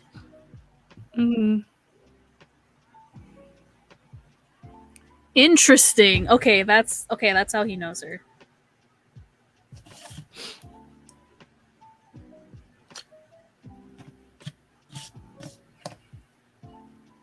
Lots of trauma and tragedies all around.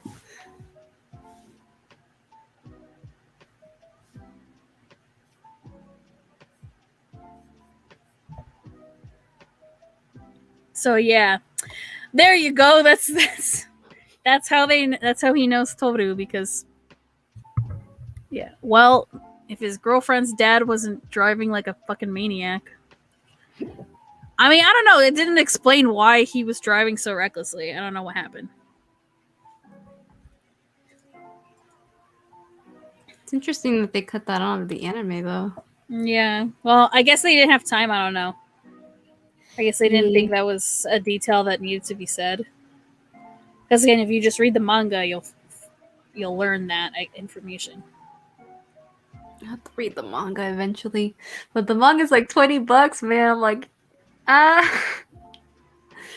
kind of pricey. But it makes sense since it's like multiple volumes in one.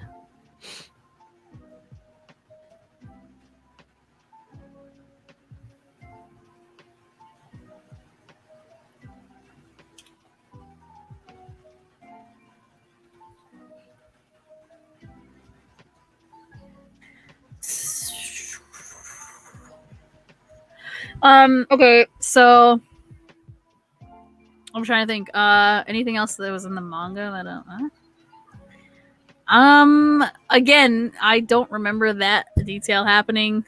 Apparently it is in the manga, but I don't remember. In terms of anything else, I don't think so. I mean, what's the other thing people were saying? Just about Toru's parents, but I mean, we're gonna get that next year. That was the one thing that everyone was complaining about, that they weren't gonna show that. They were like, oh, they haven't shown that. So hopefully that settles some people. I mean, it makes sense to save that for something else, because then it's like, okay, we're gonna focus on like these characters, like for their own thing. Yeah. Like, that makes sense to me. But also, if you guys want to know what Toru's dad looks like, just wait till the last episode, or just imagine Kureno with black hair. That's what her dad looks like. Because that's what they say. They say, oh, he looks like he's supposed to look like Kureno, but like, obviously it's her dad. Mm-hmm. So, They showed him in the last episode. You see the fucking picture of them, so there you go. Then yes, I bawled my eyes out when I saw that fucking picture at the very end. It's like, oh my god, it's their picture. I mean, they showed like important parts. Like they showed the end. They showed like the epilogue part at the end where they're old. I'm sure people were gonna like riot in the street if they didn't show that. Yeah. So you got that. Like, calm down, people. Chill. That was an important part of the manga that I was like, okay, they need to show that. Yeah, a lot of people were speculating, like, oh, they probably didn't want to show this because, you know, the whole underage or age gap thing, it's not, I think, like, acceptable now, blah, blah. And I'm just like, I don't think that's it. They probably just thought that would be kind of awkward to show, like, in the middle of, like, all this happening. Oh, her parents? Yeah, I would say, yeah, like, putting that just right smack dab in the middle of your story that's about their child and her life. Yeah, that's kind of like random. That's kind of awkward because what if they just cut to a scene? You're like, who the hell are these people? And then you'd realize, oh, it's her parents. But like, why would like? Yeah, it'd be kind of weird to just like smack that in the middle of like one of the episodes. So either maybe they thought about giving that its own episode, but then instead decided, no, we'll make it a separate thing. Yeah. Like separate from the series, so that way we still get like the backstory of these important characters in the story that aren't around because, you know, they're dead.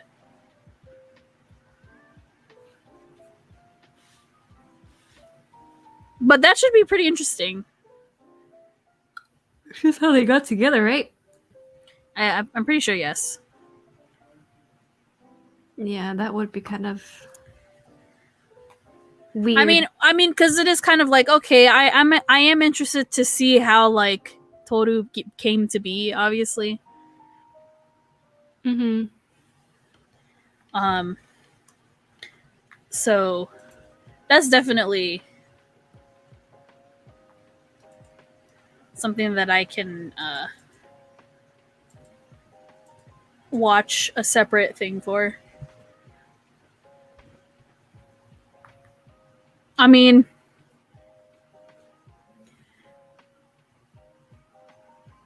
it's better than nothing, so Yeah. like I'm surprised after that like they don't do Fruits Basket another in like OVA form or something.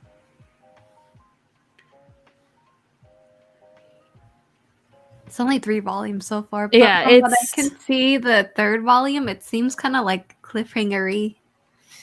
So I don't know if she, like, the mangaka intends to, like, continue it or if that was just it.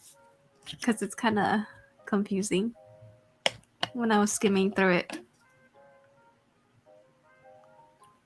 Because when I skimmed through it, it looks like the main girl is like having feelings for Shigure and Akito's son. oh no, Hellspawn. No, it's not the kid's fault. It's not his fault. His parents are two terrible people who are doing good things, but still, they have been bad people. They have hurt people. I mean, Shigure less so, but he, you know, snuck around and It's was shady as fuck. And also, to all the people that said him and Akito were not sleeping together, what the fuck? Did we read the same manga and watch the same show? It's so heavily implied that they slept together. Like, Shigure is kind of like a hoe. Like, are you kidding me? Of course they've slept together. That was crazy, man. Because I keep thinking about, like, when Hattori was like, oh, don't let her catch cold. And I'm like... Haha. And that made me so mad. Because I was like, here come back all the feelings I have about that.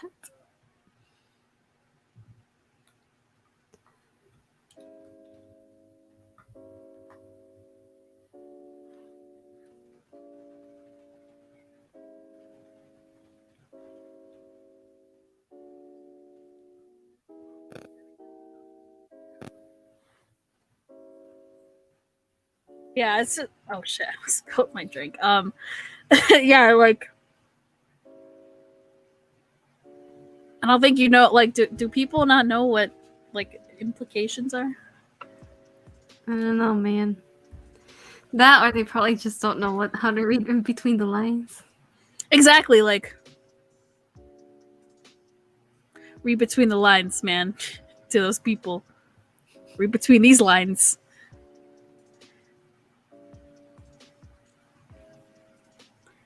Yeah, I when I first saw that people were saying like they didn't sleep together. What are you talking about? And I'm just like, I mean, it's like super obvious. They're both adults at this point in the story, so you know it's probably. I'm sure it's consensual. Yeah, Shigure is always like, oh, high school girls, but I don't think when it's the person he loves. Yeah, I don't think he was gonna sleep with her like when she's underage. I feel like she would be too precious to him. Like,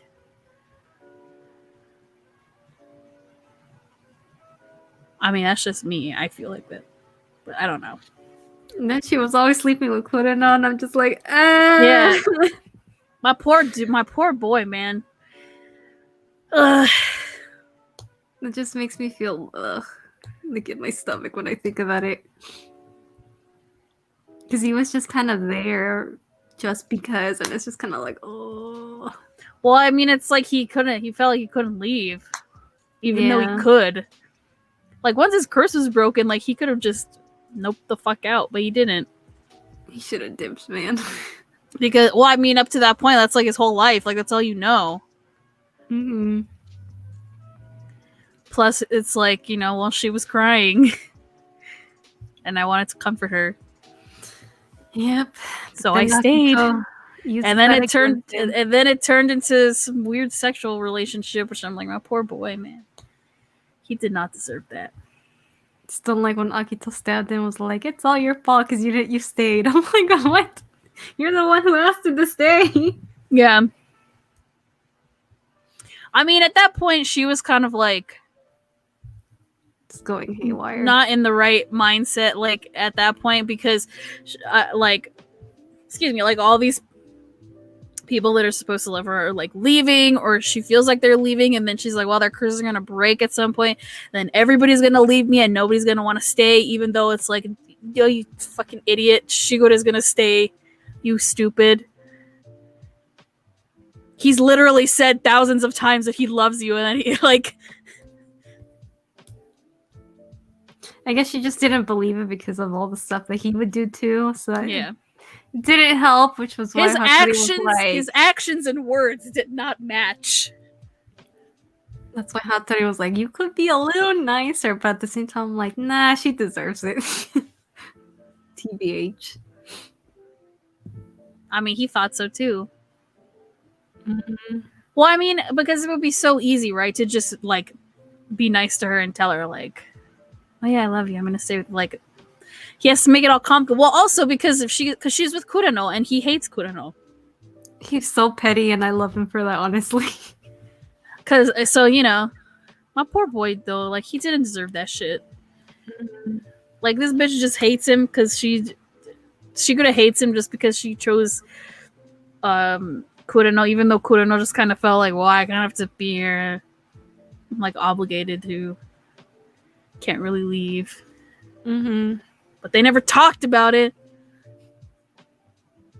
So, my poor boy, man. I feel that strong connection, you know, he's the rooster. I'm here for the rooster. Like, I feel that kinship, you know?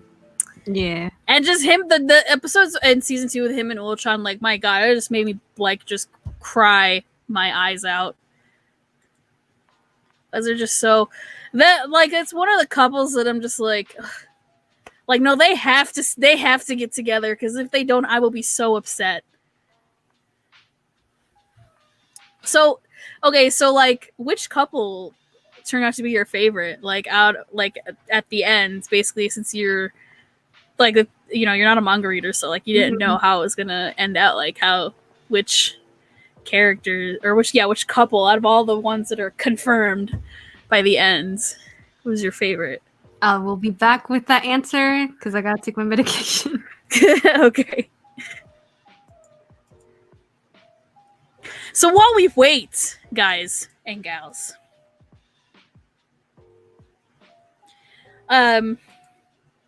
like anyone's watching, but still.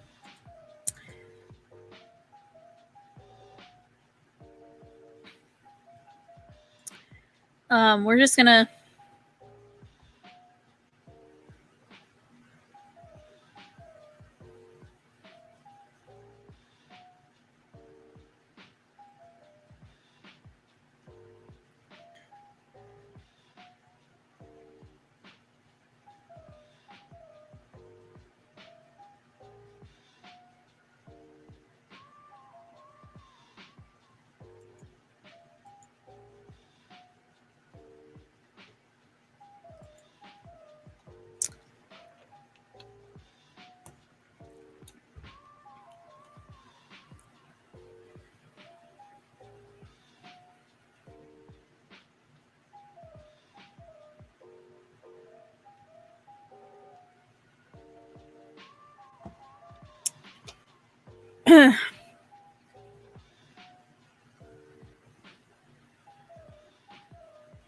okay.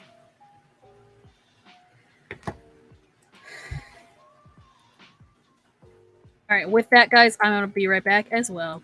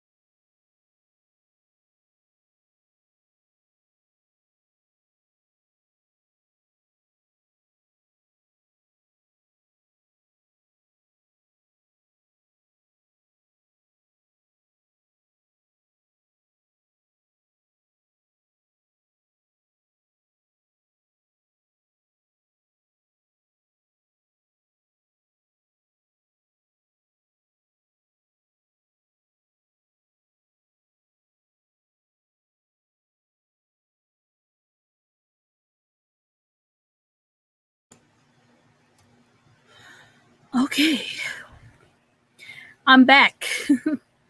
I have food. Oh no!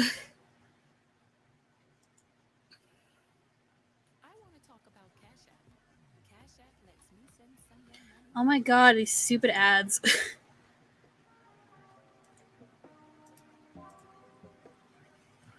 Okay, I finally have food.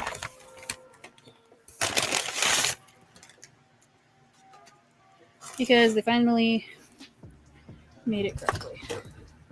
So yay. But we'll be right back with more stuff soon.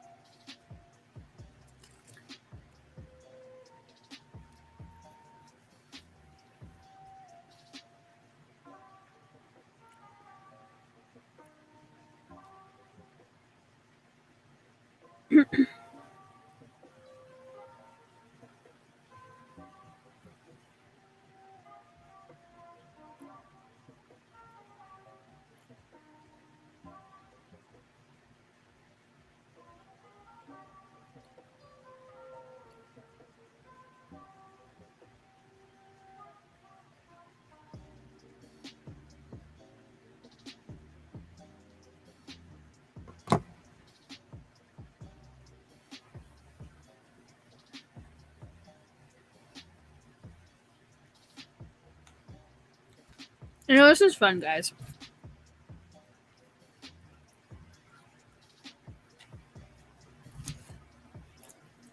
Regardless of if anybody watching or not. Still a fun time.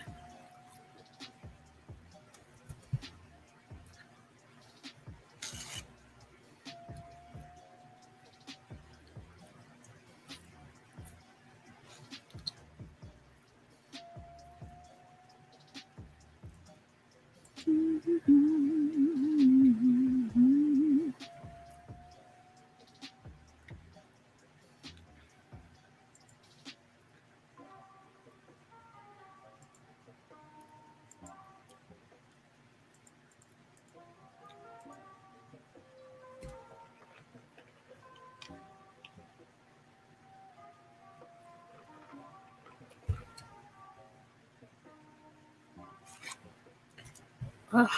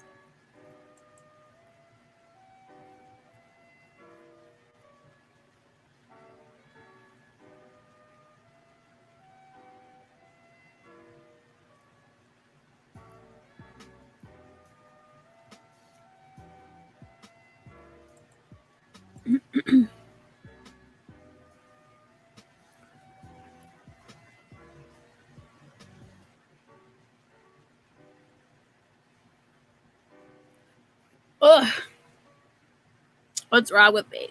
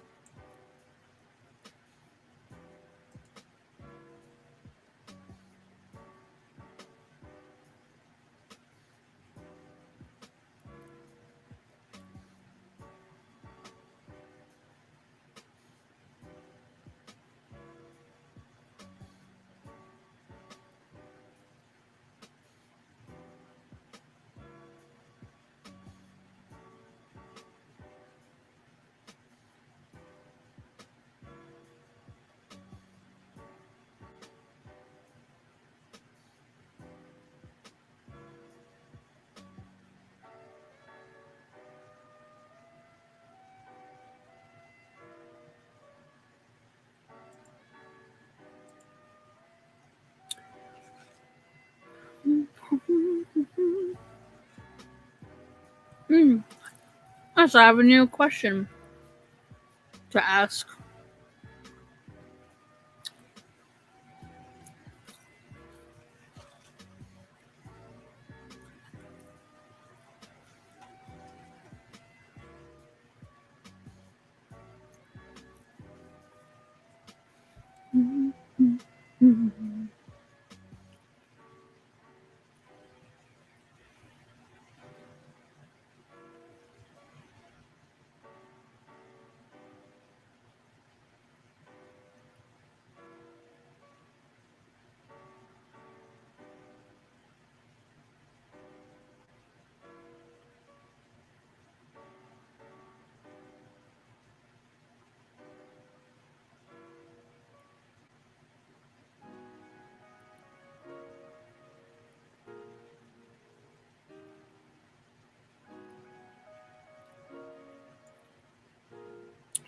Oh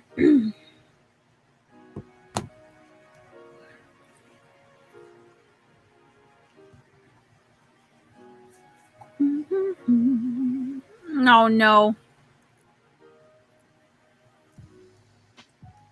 What the heck? It keeps doing that.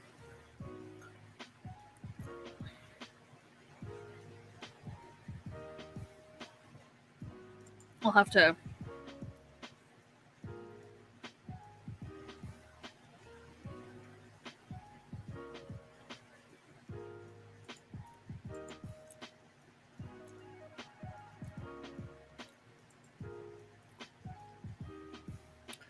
See about fixing that.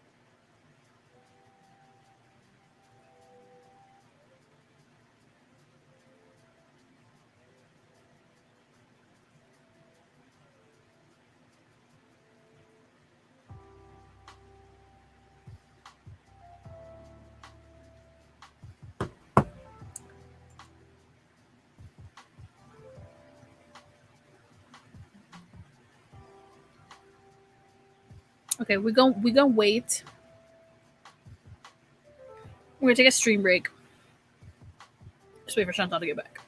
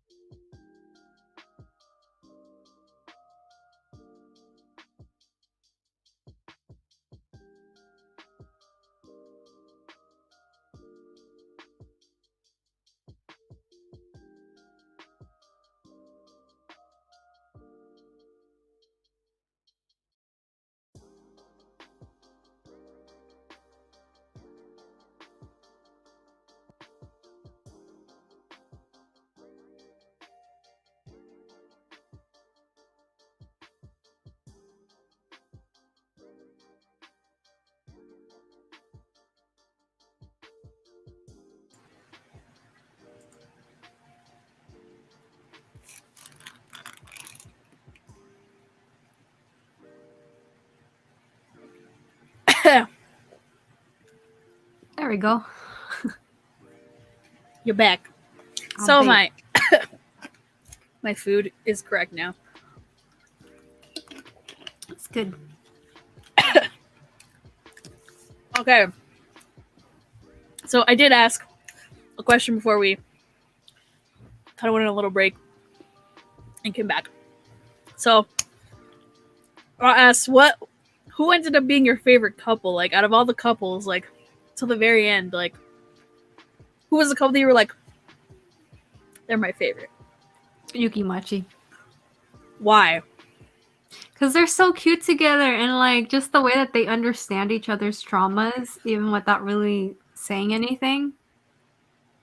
Like when Yuki was stuck in the the closet, and then later when he gets to know Machi's backstory, and he starts to understand like her little quirks and why she's the way that she is, and when he broke the chalk, because he saw like immediately like that was causing her like anxiety. It was sweet. Okay, so least favorite couple. I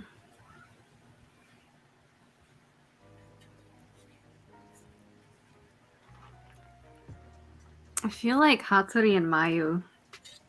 Really? Worse than Shigure and Akito?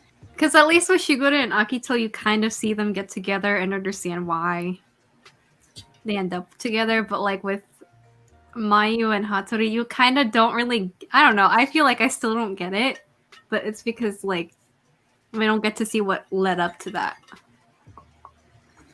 I mean, in that previous episode, like a while ago, when she says like, well, we didn't get together till this happened. Like, I'm content with them showing like, okay, that's when they get together, they're like holding hands, whatever, like that's cute. Okay, I understand. I guess it's more like me wanting to see more of him, like realizing like he likes her. Oh, that he likes her. I don't remember if that happens in the manga or not. Yeah. Because with Kana, we could see that he Again, did like her. I think they still paced it very well because there's a lot of characters, so you kind of have to like pick and choose, like who gets their stuff shown. I think they're prioritizing the kids, the teenage characters, over the adults.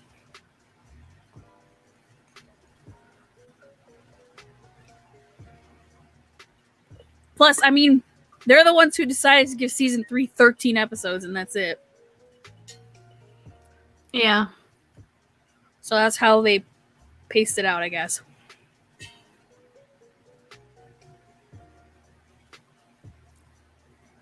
Now that we have all the openings, which one was your favorite? Oh, yeah. See, I was going to ask which ones were your favorite openings and endings. Like favorite opening and favorite ending. I actually think I like the endings better than the openings in general. Like, if I had to pick what had a higher number of, like, better the openings or the endings, They had more songs that, like, I remember and I can, like, hum to myself more than the openings. Not like with the original series. Where when I hear the opening from the original series, I'm like, oh, it's a OG Fruits Basket. Like, that's pretty memorable. I think that one's pretty memorable. I mean, I guess out of the openings, I liked season 3's opening a lot. But I think that one's good. I liked Home from season 2. That one's really good.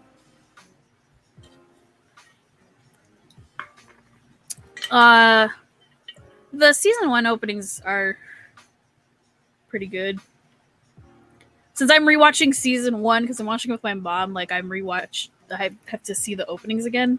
So I like the season 1 openings. I guess the first one is more memorable than the second one in terms of season 1. But out of the endings, I think season 2 has the best endings. Both of them are really good. Both of them are like my favorites out of the whole like series. And then season 3's ending is good too. What about you? I already thought about this like a long time ago. I made my decision. It's definitely Again. So the first one, And then Eden for the ending. the second ending. Mm-hmm. I think second ending is the best ending out of all of them. Yeah.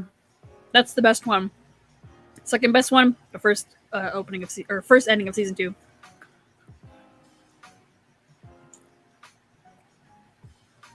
And then I think season 3's ending is like third. Like that's my top 3 endings. Now, out of the seasons, which was your favorite? First, second, or third? Like, well, if you have to rank them, I think second, just because there's just so much going on. that's your first number 1 spot. I think so too. I think season 2 is my favorite. That's Out where of all of everything them. kind of changes because of the beach, and then like, When we meet the new characters that we didn't get in the original anime. and then Toro and Kyo realizing like they have feelings for one another, even And though then- Toro doesn't like really know it because she's like trying to like hold back her feelings. Well, because if somebody becomes more precious to her than her mom, then she's kind of like, oh, I'm like replacing my mom. She wasn't ready to let go. Which then she does, and you're just like, oh my god. I mean, you know, it's one of those things where like if that were me, I wouldn't say like, oh, I'm replacing my mom as the most precious person to me. I would just say I have somebody who's more precious to me than my parent. My parents are still precious to me. I still care about them. Yeah. They're just like number 2 after the person that I love. I mean, it's different for everybody, but yeah, it was still sad. Yeah. That's character growth, you know? It's just a lot of stuff happens, man. Yeah, I think season 2 was the like very well paced. Like season 3 kind of had to be a little bit faster because it's only 13 episodes. And season 1, I mean, it's literally it's just a rehash. It's just a rehash of the original series. Like it ends the same place that the original series ended at, just without a dumb ending that's like, oh, I found someone who doesn't hate me. That's nice. And then it's over. Like season 1 is just a rehash of the original series. Yeah, season 2 brought all of the like new characters. So we got to see the rest of the Zodiac, and then we got to see like Machi, Manabe, like the student council, other characters. Like we learned Akito's female in season 2. So it's just like a lot of information. And then season 3 is just kind of like, this is the after effects of like season 2. It's like season 2 stuff happens, and then season 3 is like the like what happens because of like the events in season 2, just like they're all resolved in season 3. Yeah. So like, you know, I think season 2 is the best one. Me Like too. I would say 2, 3, 1, just because season 1, it's like, oh, I've seen it like before. It's like I kind of have to, if I've seen the original series, it's like I kind of have to get past season 1 so I can get to season 2 when all the good stuff happens, because it's like, see, like, yeah, I mean, unless you've never seen Fruits Basket before, period, then, you know, I'm sure their ranking would be different, but Yeah. trying to think, like, so I kind of gave my general thoughts earlier. I mean, I can kind of rehash them kind of like go more into detail, but I mean, just in general, like, I mean, what do you think of the series as a whole? Like, just in terms of just the anime, obviously, haven't read the manga. I liked it. I mean, I enjoyed it. I mean, we got to see everything, even though like we still don't understand like how the curse breaks. It's just kind of, you know, just breaks on their own. But you know, we kind of, I feel like with the curse breaking, we kind of, it was almost like each character had like this moment where things kind of change, and I feel like that's what broke it, you know. For certain ones, like with Momiji, like accepting everything that was happening and him being in love with Toru, but also like letting her go to be with Kyo, and you know, little things like that. But I don't know. And then the OST, I mean, I know people keep saying like, oh, it was a really forgettable soundtrack, but I'm like, no, it wasn't. I really like the soundtrack. But like, I love a lot of good soundtracks, man.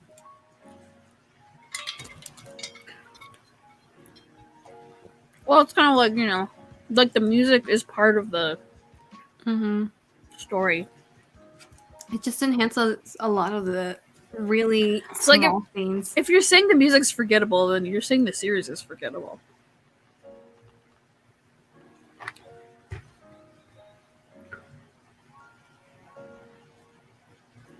So, I'm trying to think, like, what would you say is the best moment of the series, and then like the worst moment? Like a whole, like out of the whole thing. I don't think there was really a worst moment. There's never a worst moment.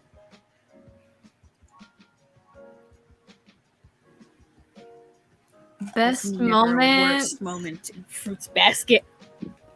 I think my best moment for me would be when Kyo realizes he's in love with Toru and like he runs out to the beach.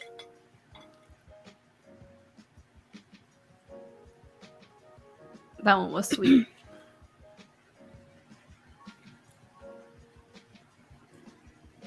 I'm trying to think. I mean, there can be more than one best moment, because like every character, I feel like has a best moment. So, would you say that's Kyo's best moment? Is like, yeah, realizing. I would say his best moment is, I'd say one of his best moments for me, as a Yuki fan originally, you know, like just pure Yuki. Like I hate Kyo. I don't hate him. Okay, I don't. But you know, there was like that, you know, like stigma in the back in the day of like you're either a Yuki fan or you're a Kyo fan, and you don't see eye to eye. But I would say like a tie for me. I think there's like two that like stand out. Is like when they're on the school trip and him and Toru are just like talking, like they're just together. I just really like that conversation they have. Like, I just like them understanding each other. Like, I guess it's kind of parallel with like Machi and Yuki. Like, they find somebody who like truly understands them better than anybody else can, and they're just very comfortable with like talking to them, and like, cause like Kyo understands Toru like immediately. Yeah.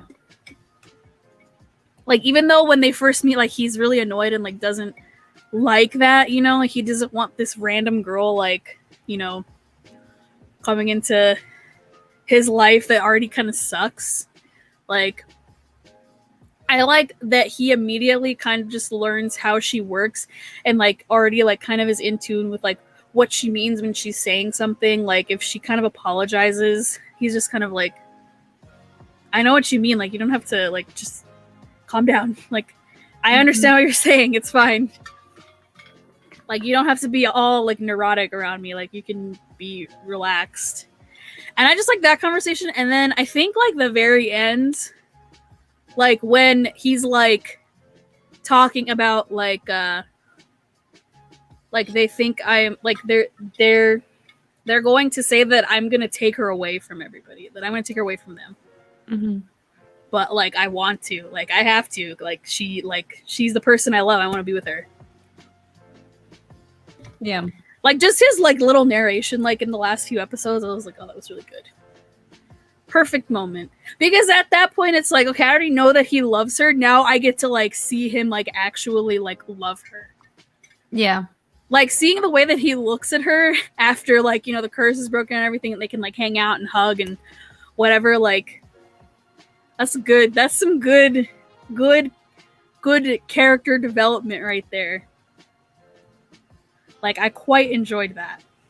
I would say that's like his best moment. Like a tie. Ever since the beach, and once he realizes his feelings, he begins to be a little bit more softer towards her. Instead of his usual season 1 kill. Mm-hmm. Which I feel like a lot of people who had only watched the original anime series are like, oh, I love Kyo, he's like the bad boy. And then they see how like soft boy he gets. Like I'm curious to see how people like how they take that change. Like do like those people like are they still like, ooh, he's still like, you know, my wild boy, or like no. I think he's more of a tsundere. Yeah, or like a tsundere thing.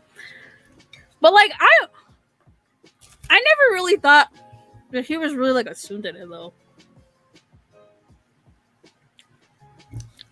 He's more chaotic on the outside, with especially with everybody, but then he calms down as the season goes down.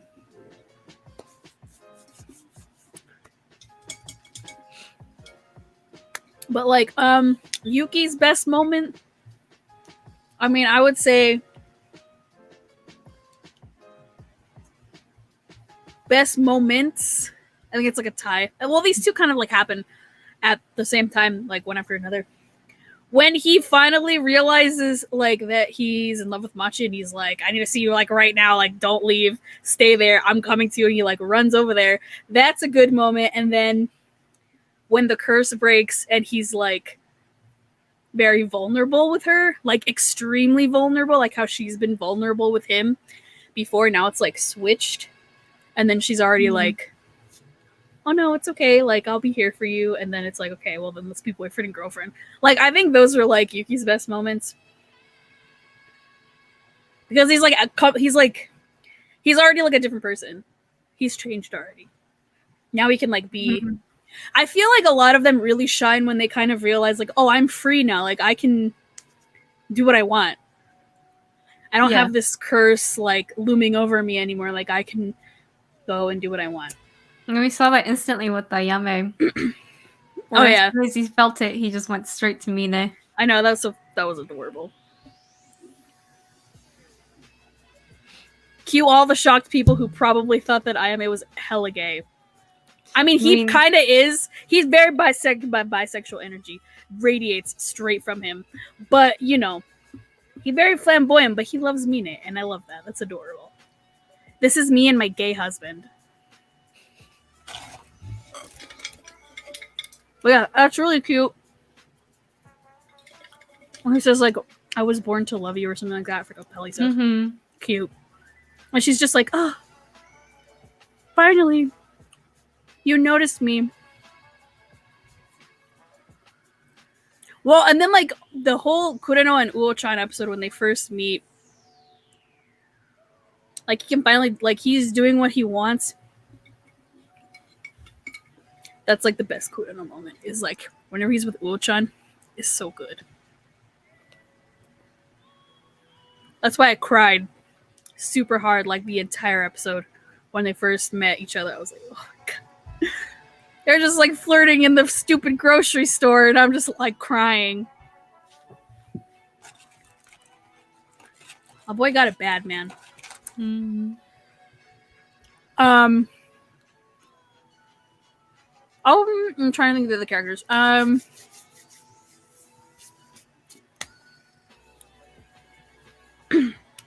guess Kagoda's best moment is like when she tells Kyo that like that whole episode of like their backstory, where where he just lets her cry.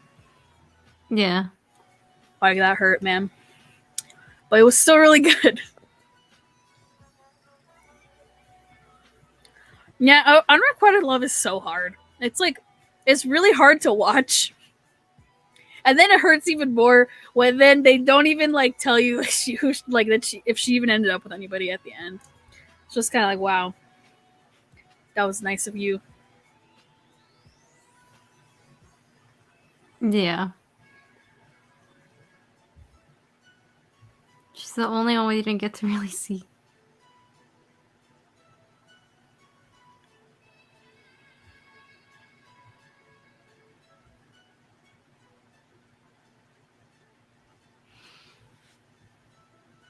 Mm.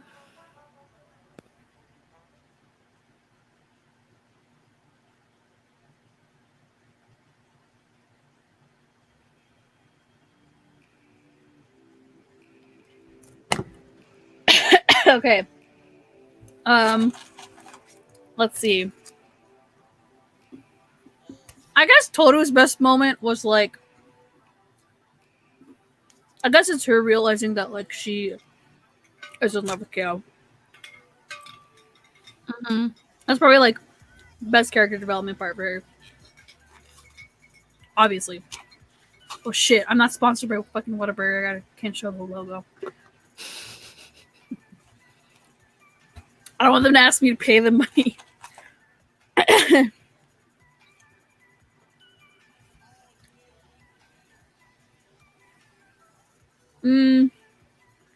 Was she gonna have a best moment? He's kind of an asshole the whole show. No, I guess when he finally like when he gives Akito that kimono, that was pretty nice.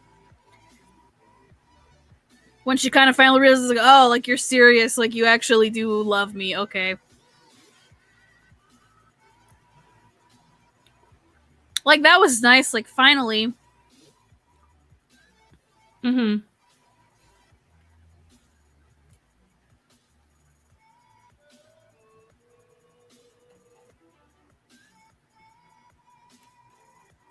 See, I'm trying to go back to okay, I would say my favorite couple, it's still Rin and Haru. Like their story's so sad but really cute. Yeah.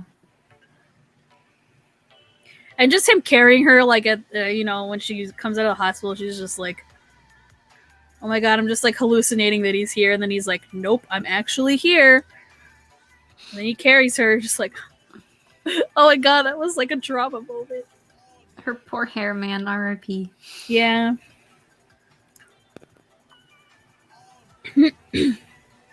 I mean, as someone with short hair now, kind of like, yeah, R.I.P. hair, but maybe she had a lot of split ends too.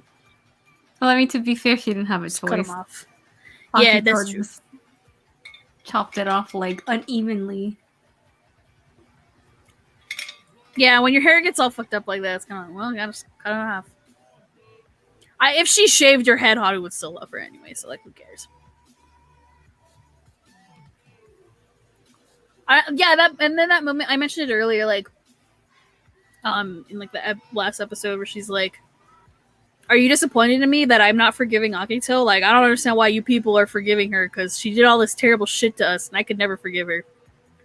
And Haru's like, "I don't hate you. Like, why would you think that? I love you." Man.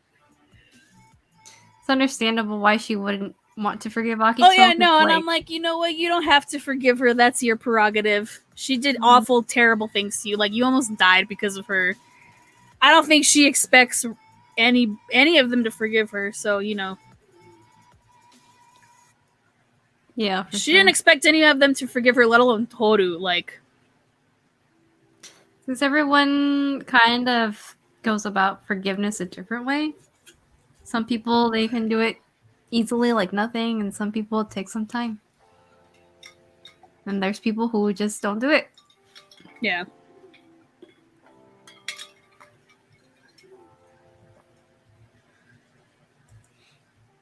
Yeah, it's definitely one of those where I'm like, no, I understand, honey. I don't know.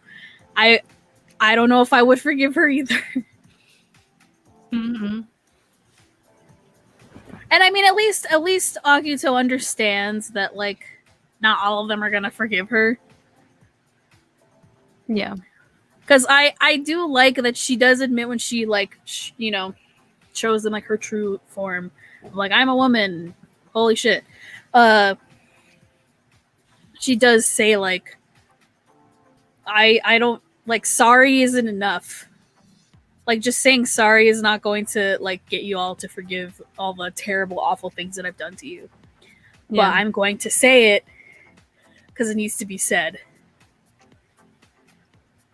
Like, do with that information what you will.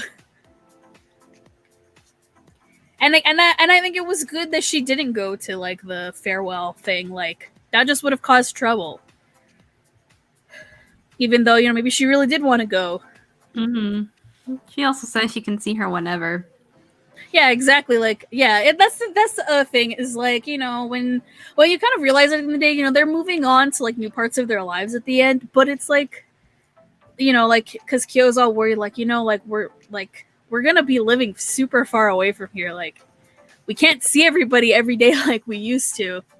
But it's just kind of like, but that's okay. Like, you can still, like, they can visit you. You can visit them. Like, you're not gonna be gone forever. Like, don't worry about it. Live your lives, and everybody, because you're so connected with them, like, they will come see you, and you will go see them. And it's gonna be like no time has passed at all. Mm-hmm. So I think that's one of the really big things that I do take away from Fruits Basket. Like, when you do move on, like, when you do move on to a different part of your life, a new like chapter, like, it's not like all the other chapters before it like didn't happen. Like, obviously you have these connections with like other people, but when you gotta move on, you gotta move on. Yeah. When you find the person that is is gonna be most precious to you, you have to like put them first. It's not saying like, well, screw everybody else. Like, no, it's not what you're saying. It's like, this person's my priority, but we can always see each other whenever we want. At least I think that, like, like, that's like the ideal. Like, they're fictional. Like, we can just imagine, like, oh, maybe they saw each other like once or 2 times a month or something, Yeah.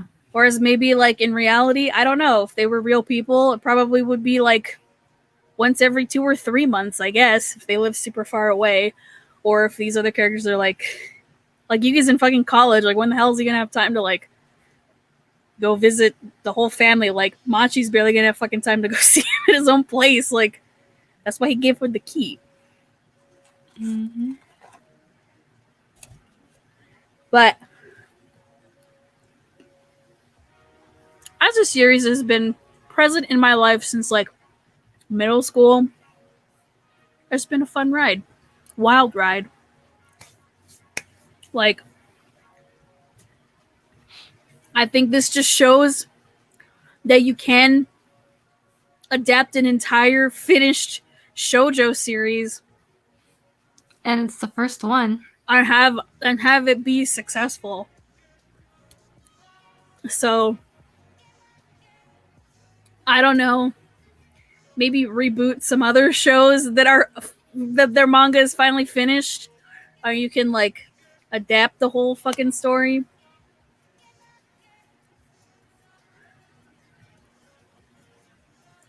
Because I won't lie,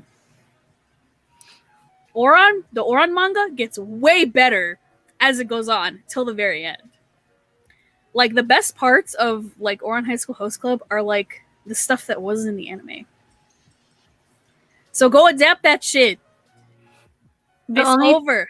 thing with Oran is I've seen a lot of people like concerned how how people are like very woke. Yeah. So a lot of the stuff, it could be very problematic nowadays. For sure.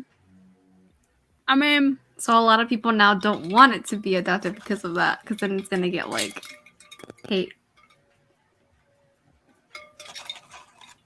So now, because yeah, I mean, if you want to know what happens for that, just read the manga. The ending is really good. Like, after a certain point, then it just becomes a drama. It's not really that funny, Yeah. but it's still really good. So, I mean, if they never adapt that, that's fine. You can just read the manga. But that would be a series, just as an example, that you could reboot and just start from scratch because it's finished. And it's a shoujo series.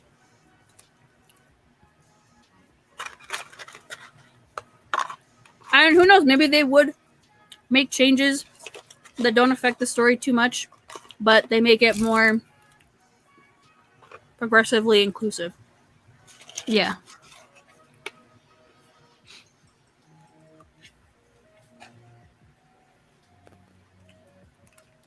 Same with like Hana Yori Dango, the Boys Over Flowers manga.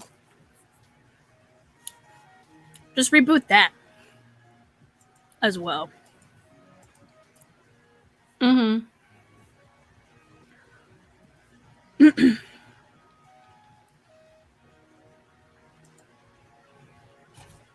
trying to think what other like series. Is there anything that's done? In terms of shoujo, I don't think so. Romance. Yeah, I don't think so either. So a lot of this stuff gets put on hiatus and they just never finish it. They just get one season and that's it, or they speed run through it.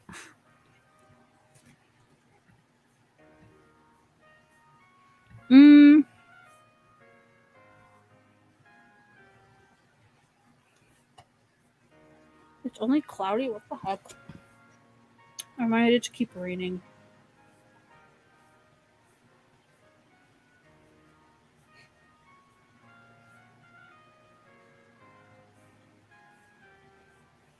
But overall, Fruits Basket, solid series.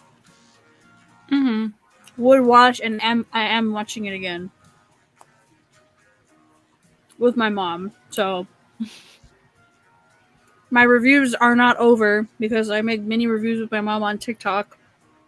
So if you want to watch those, my TikTok is in the description of this video. So you can go see what the hell my mom thinks of Fruits Basket. So far, she likes Hattori. She thought she liked Shigure, and then he was being shady as fuck, so she's like, never mind. And actually, she referenced Fruits Basket the other day in a conversation that we had, like, in public with my brother. And I was like, wow. And she remembered Kyo's name. So I was like, good job, mother. She hasn't cried yet, but I'm crossing fingers it will make her cry because I'm very emotional. I get that from my mom. So, in turn, what makes me cry should make her cry. But it hasn't yet. I mean, I haven't cried yet while watching with her because we haven't gotten to the episodes that made me cry. Because we're still in season 1. Yeah. I don't really cry. I don't think I ever cried watching season 1. Season 2, though. When we get to that first Kureno episode, bitch, it's over. I'm gonna be bawling.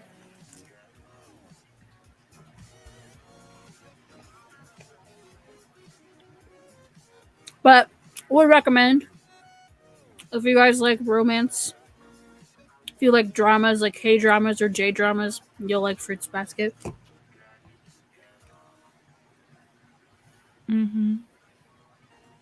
If you're curious about the manga, I suggest you go read it. It's very good. They all have redesigns. So, if you have the old, like, Tokyo Pop versions of the manga, then you've got the old shitty designs, like I do. So go get, like, the new editions. They're really expensive, though. But read those instead because they have the updated character designs and it's much better.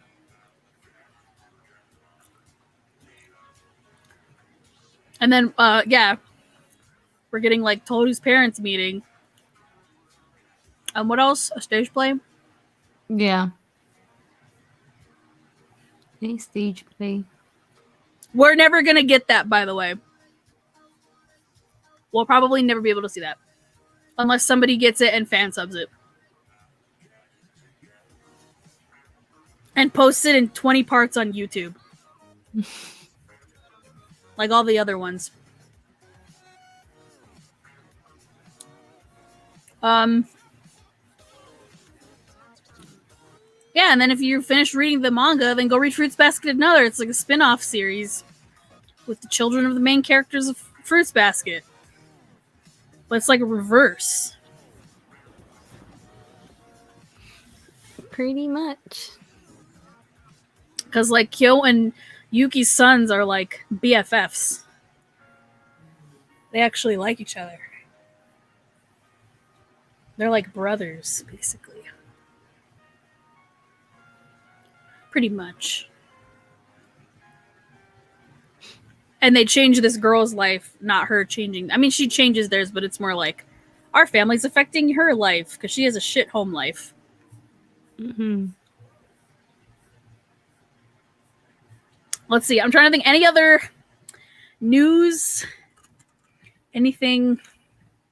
This doesn't have to be Fruits Basket related, but more just like news or anything you want to plug.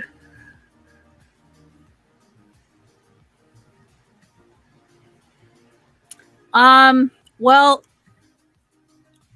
is it already on Funimation or is it coming to Funimation? Yamushi Pedal got licensed by Funimation. Finally. I don't know if that means we're getting a dub. I would assume so. So stay tuned for that fucking madness. Whenever that happens, I'll have to rewatch the whole fucking show in English.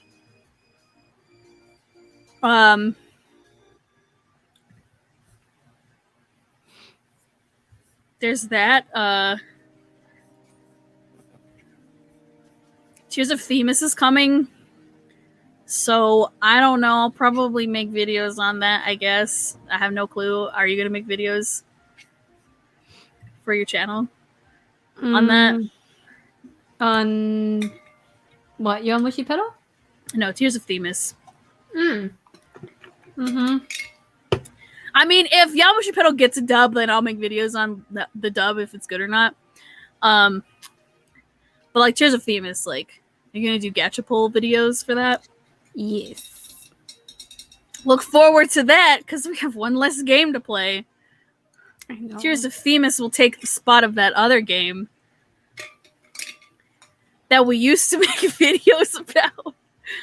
I was gonna make a whole video about that, but like I don't even know how to go about it, man. I don't think it's necessary at this point. Just to let out my feelings and be like, I'm not gonna play this anymore. So if you guys are wondering if any videos, I mean, you could just make a video like that and just be like, if you want to know the backstory of what the fuck is going on, go to these links and you can see what happened. Yeah. I don't need to rehash what happened to anybody. But so yeah, okay, we'll make this formal out loud announcement. Yes, I'm not I guess you're not gonna play anymore, right? I don't think so. It's just weird. Yeah, so you can go look on Twitter or look on TikTok. Maybe go to both of our profiles on TikTok because we did kind of talk about it. Well, you more than I did, but I just posted a silly video. But anyway, yeah, just because people were asking me what if you go look, you'll see what happened, the whole backstory, whatever the hell. Yeah, we're not playing Mr. Love anymore. Unfortunately. From till further notice, I guess. I don't know if I'll ever get back into playing the game. I already deleted it from my phone. I guess it just depends who they end up casting, but even then it's kind of like... Well, it just leaves a bad taste in my mouth. I can't picture anyone else as Gavin. Yeah, it's like no. So I don't know, but who knows? I could change my mind in like a year or so. I care more about the integrity of people than I do a fucking game that I gave money to. Like, at the end of the day, you know, we had some good times with Mr. Love, and you know, we'll always remember those memories and shit. You know, like I loved making those gacha videos, pulling for who fucking knows how long, just to get that damn fucking Rapunzel hero card. Like, holy shit. Who would have thought that the Chinese wedding was gonna be my last Mr. Love video? Who would have thought? You know, I actually recorded part of that. I got Lucian's card. That was the only one I got. I got everybody except for Kiro. Oh well. You know what? At this point, it's fine. Whatever. And I only redeemed Victor's is because of Jonah, and then they just Thanos snapped him. Thanos. I mean, they really did. They Thanos snapped everybody. You know, that said something. So they got those Infinity Stones, and they fucking Thanos'd him. It's so sad. So sad. Speaking of Jonah, oh my god, I might get a print signed by him soon in the mail at some point. I hope it says something sexy. Dude, those Streamly prints are so expensive. Yeah, they really are. I bought one for my brother from Alex Lee. I wanted one of Alex, but I'm waiting until he gets an Akashi one. I bought one. I bought a Dorohedoro print from him for my brother because my brother really likes Dorohedoro, and I wanted to get him the Nikaido one, the blonde girl, but I didn't know if he wanted like that style of like just her because he really likes her character design. Yeah, my brother really likes her character design, quote unquote. But I got him this print that Alex signs because he's Kaiman, the lizard head man. It's Kaiman and Nikaido together with Gyoza flying in the air. I got him that one. It's really nice. I put it in a frame and I gave it to him for his graduation. And Alex wrote a graduation message on there because that's what I requested. And Alex my brother's name on there. Funny, dude, like on his streams, it's so. Yeah, that fucking print, that was like $63. $60 for my and so is the one I got from Jonah. But you know what? I don't give a shit because I'm gonna have a picture of Joe in Asana with hopefully a message. Because sometimes the instructions are like, we don't know if the signer is gonna follow the directions. They always do though. So I'm just like, okay. So I'm curious, and he did read out. I clipped a part of his Twitch stream because I wrote something in the comments and he responded to it. But anyways, so yeah, we're not playing Mr. Love anymore. But Tears of Famous is coming. That has a Japanese dub,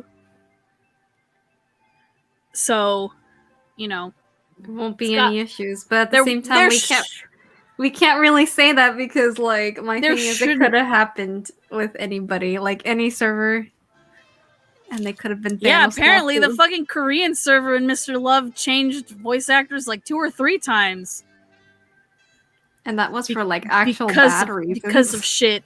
So, you know, apparently they're pros at this point. But yeah, it left a bad taste in my mouth. You know what, though? It's fine. Because, you know, at the end of the day, you know, we wanted an English dub of the anime, but you know what? The end of the anime still pisses me off. So, you know what? I'm fine that never got dubbed. It's fine. I'm just sad, man. I'm sad, too. You know, I'm sad. I'm sad about it, and I'm angry a little bit still. Like, I'm peeved. Because it's one of those things that's like, if that was a fireable offense, that should be in the contract. That's from day one. That's the thing that I kind of wish that they, well, not kind of, but they should have, honestly. Yeah, they should have put that in there. That should be a clause in the contracts. Like, Which I'm sure now, lesson learned, they're gonna do it now. well, I'm surprised At they least- didn't have that in there since, you know, the At powers that be, I will not say the G word, the powers that be over there, they're very like, you know, you can get reported for inappropriate things, as Mr. Love was reported for inappropriate things, and they had to change stuff. So, like, why the hell did you not have, like, a clause in your contract with the talent that says you cannot say anything that would go against the powers that be in China, mainland China? And a lot of people, I keep seeing the argument like, oh, they should hire voice actors that won't talk about like stuff like this. But I'm like, it's kind of hard to tell though. I'm like, that's kind of hard to tell. Like, how are they going to do the research? Especially because Jonah's never said anything like that before. Well, He just said it. also, then you better start hiring English-speaking voice actors that don't live in the U.S. Like, hire them from Singapore, I guess. Yeah. Because in terms of, like, where we live and our powers that be, didn't say anything wrong. He didn't. It's a free country. You can say whatever you want. On Twitter, which is a free platform. You can say whatever you want. And then on top of that, it's kind of like, I don't know. I don't know why the Chinese server people give a shit about the English server people in the first place.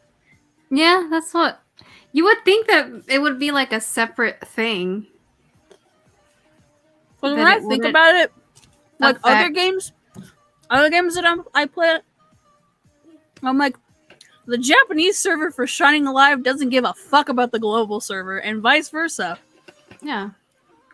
Like, we're all separate. We're separate from each other. They get all the cool shit. We barely get the crumbs. Same with Obey Me. I mean, some people take the, like, what the people in the Japanese server of Obey Me, like, really to heart. And I'm just like, guys, chill out. We got the game way before they did. They wouldn't have gotten the game in Japanese if we didn't play it. Yeah. So really, we affect them. So getting mad at them doesn't really paint us, you know, like, just don't give a shit about them. Who cares? The global server or the English server is for the English-speaking players. Or the global players. You would think it wouldn't affect like anything like that. It's just, I don't know. It still doesn't make sense to me.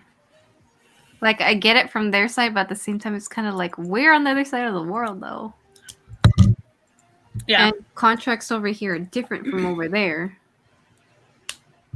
Yeah.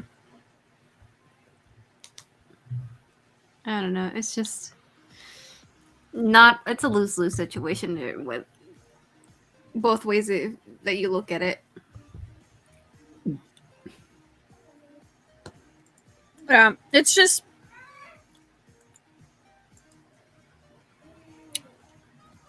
it's an unfortunate thing that happened, but, you know. They gotta get 3 new voice actors, which at this point, I don't even know who's gonna. Well, I don't know who the hell is going to want to work with them after that shit. Yeah. Unless someone's really desperate for the job, but. What's the other thing, right? Like, it's kind of like, that job's like, that's like my rent payment for the month. I kind of have to do it. Because if I don't do it, I don't pay my rent. Or I don't buy groceries. Yeah. So I hope at least they, you know, they learned their lesson, like the mainland one. I mean, at this point, And I'm like guessing- and at least put it in the contract now. If they Yeah. don't, that's then that's on Well, them. that's their Sorry. fault. Then it's like, okay, then you really don't care. Then you really don't care. You're just gonna fire whoever. So you know what? Then I'm glad I'm leaving my account to rot. That really pissed me off that there's all these people saying, like, if you don't want your account anymore, can you give it to me? Like, why the fuck would I give you my old account to this game that I'm never gonna play again? I'm not giving you my information It's like we worked hard for it too. to log into my account. We worked hard and we spent money on that. Yeah, like I put actual money into that game. No way in hell I'm giving it to somebody else who's gonna take care of it. No. I'm just not going to log into it again and play it.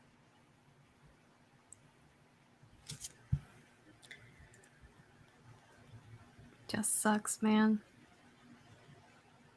Right before Gavin's birthday. Yeah. Because even, like, I even logged in for Shaw's birthday and I just couldn't, man. It didn't, like, make me mad. It just made me kind of sad. Well, when the game is missing like 3 voices, like it kind of sad. kind of feels empty. Because the voices, like, are still there. It's just, you know, Joe's and Sean's are not in the new chapters. I mean, the thing that sucks is that they never announced anything on Twitter. They just kind of swept it and they just decided, well, let's just put an announcement here in the game when they log in. well then the Twitter account just keeps posting like nothing happened. Like they're just posting like you're like I unfollowed the fucking Twitter. They keep doing that and then they just deleted the tweets. Like, well, like then what do you want to do? What are we doing? now I'm just kind of curious who's running like the actual Twitter. Yeah, who is? Like- Because Like, is it an actual English speaking or is it someone like actually from there, just Google translating everything. Yeah, like with someone that can actually understand and translate English lives over there, you know? But I don't know. Because they do that a lot. They delete like the weirdest things. And it's kind of like, why did you delete that?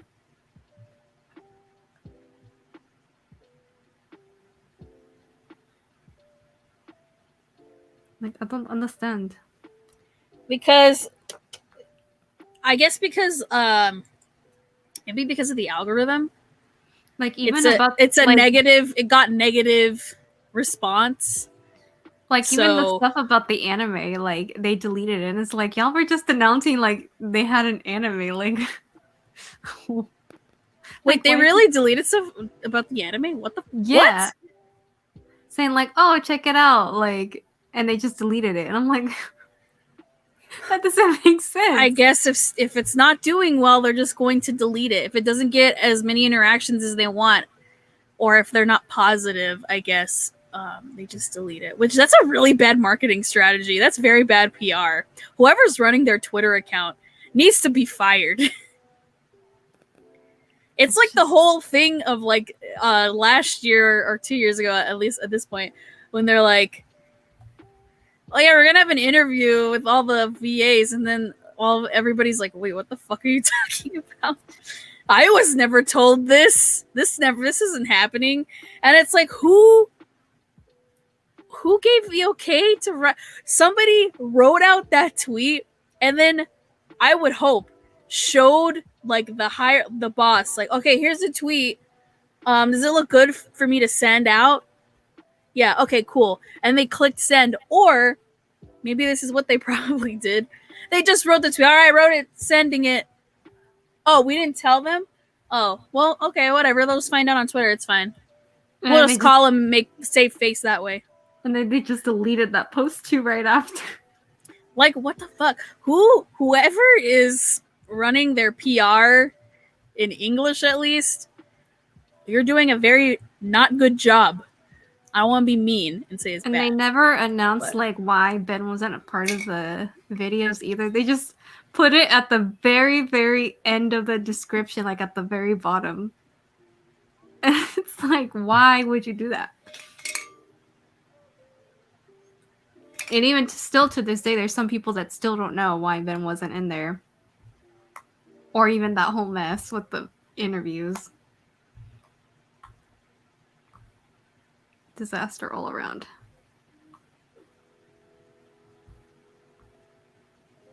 It just sucks because this is one of like the only like ultimate, well, was one of the only, I guess.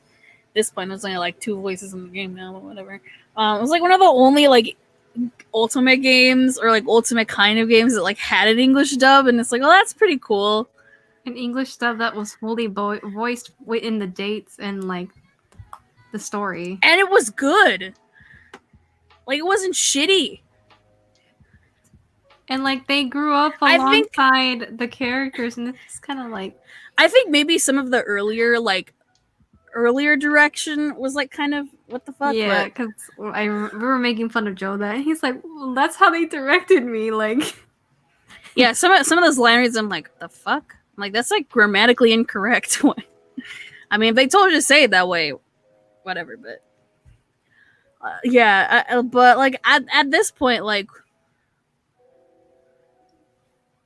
it was good. Like I was holding out. I was like, oh, maybe they'll dub the anime, even though I fucking hated the ending. But whatever.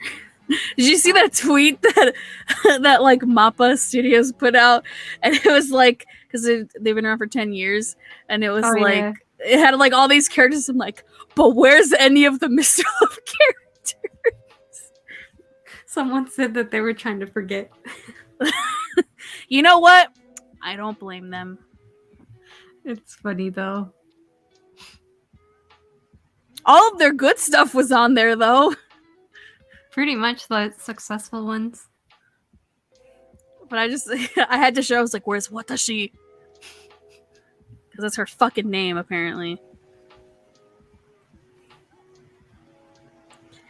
But anyway, we're not playing that game anymore. Tears of Themis is coming out. I'll probably make videos on that once I kind of get better at like understanding how the game works. I made a video giving tips to people, like kind of what to do and what to expect. At least it's in English. Like not the voices, but like at least the like interfaces in English. It's not like Twisted Wonderland where I'm like, I'm gonna press buttons because I don't know where I'm supposed to go. Twisted Wonderland, you gotta have like your computer screen and then your phone screen. Or just go through the story and through your computer. So at least there's that. But Tears of Themis is coming. Trying to think if there's anything else. Well, again, if Yamushi Pedal gets a dub, I'll probably make videos about that, or a video. I don't know. I still need to watch season 2 of Kuroko dubbed. I haven't yet because, you know, I need to. Yeah. I need to just rewatch that show in general. I hope they dub the movie, but the movie's the only thing that's like Crunchyroll exclusive, so I have no clue. They might. It's just they gotta work something out with Crunchyroll. I want to see that Chainsaw Man anime. That looks fucking cool. It's MAPPA, so it's hit or miss, but at least it's gonna look cool. If it's shit, it's still gonna look really cool. It's got that like 3D look that Dorohedoro has. Not obviously like the world looks different, but it's that same like 3D like anime style. It's like, that's cool. That's gonna be cool. So I'm probably gonna watch that. I don't know. I'm probably gonna watch whatever the hell is on my queue that I just haven't started watching yet. Now that Fruits Basket is over, and I'm just rewatching it. I'm like finishing all of the spring ones right now. Oh, I have to catch up with Moriarty. I have not caught up with it, and I need to. I have 2 more episodes of Moriarty. And then I still had to catch up with Higehiro. I think I'm on the last 2 episodes too. And the Koikimo one, I have not kept up with it at all. So I have to watch that. So that's next on my list after Moriarty. Moriarty. Is it Moriarty? Yeah. That show's been pretty fucking good. Where did I stop? Oh, Irene just like she became fucking James Bond. Mm-hmm. I stopped there. Oh, So okay. now, so Things- she's not Irene anymore. Things get even crazier after that. Because the last episode I saw, I legit gasped, man. I was like, there's no way this is happening right now. Honestly, I just keep watching for Sherlock. Oh, you're gonna get a lot of Sherlock after that. Thank God, because he's. I know it's about Moriarty and like Albert and stuff and Louis, but like Sherlock, Yeah, it's fucking Sherlock Holmes. Come on now. You get him like a lot. Like the last couple of episodes have been just about him mainly. I really like Sherlock Holmes stories. Like I've watched almost all of Sherlock, like the BBC show. I did not finish season 4 though. I should. But I mean, that's a good series. I like the Sherlock Holmes movies, like the Robert Downey Jr. ones. I like Sherlock Holmes. I fucked Arthur Conan Doyle in Ikemen Vampire, so that was fun. I was like, what? And then I forgot about Ikemen Vampire, man. Yeah, that's another game that I stopped playing, and I should probably. Yeah, I stopped playing because I was mad that we didn't get any smut with Jean. So I was salty, man. Did I say, is it Jean or is it John? I don't know. I feel like it's pronounced both ways, but who knows? Because he's supposed to be Joan of Arc, but it's not Joan of Arc, which makes no fucking sense to me. Mm-hmm. I don't know, man. I would say John because it's French. Jean, yeah. So it'd be Jean, like Jean Valjean from fucking. I was gonna say Fruits Basket from Les Mis. Jean Valjean. Yeah, I think it's probably I'm saying Jean. it Jean because of like Genshin Impact. Because there's a character named Jean. Like with the J. Mm-hmm. Spelled the exact same way. See, well, I always think of John from Attack on Titan. Mm-hmm. It's spelled exactly like that. And they say John. They say Jean. Master Jean. Names are fucking weird, man. So that's why I'm like, which one is it? Names are weird. Mm-hmm. I'm trying to think. Is there something? Oh, I need to finish fucking season 2 of ReZero because I think they dubbed the second half of season 2 like they finished it. So I have to watch that. Not that like anything that interesting is happening. I still have to finish Pretty Boy Detective. But I think I'm gonna watch the dub because I just like it's not my I can feel it like not being my thing. Like it's visually pretty, but like they're losing me, man. Oh, so it's like Diabolic Lovers. Kinda. Where like, oh, they're pretty to look at, but the story's fucking terrible and I hate all these characters. Because the story's kind of slow, I'll say that much. But at least it's dubbed and maybe the dub is funny. Yeah. Because it feels kind of slow. I think that's why I don't like it as much. So I'm like, it's cute, but not definitely Shit, not my something fucking like alarm. I feel like I had to push myself to finish. And Well, then, I mean that just got a dub, so So I'll probably just watch the dub. And then there's Vivi, which is really good. That one was really good. But I decided to stop watching it because I saw that Max and Christina are in the dub. So I was like, I'll watch it in dub instead. Because it's just like a lot of information gets thrown at you, so I'm just like, I need a dub.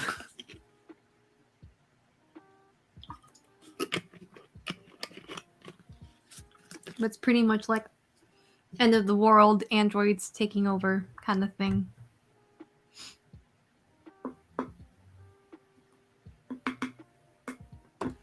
So I have to finish that one too. And then I'll finally be caught up with the spring season.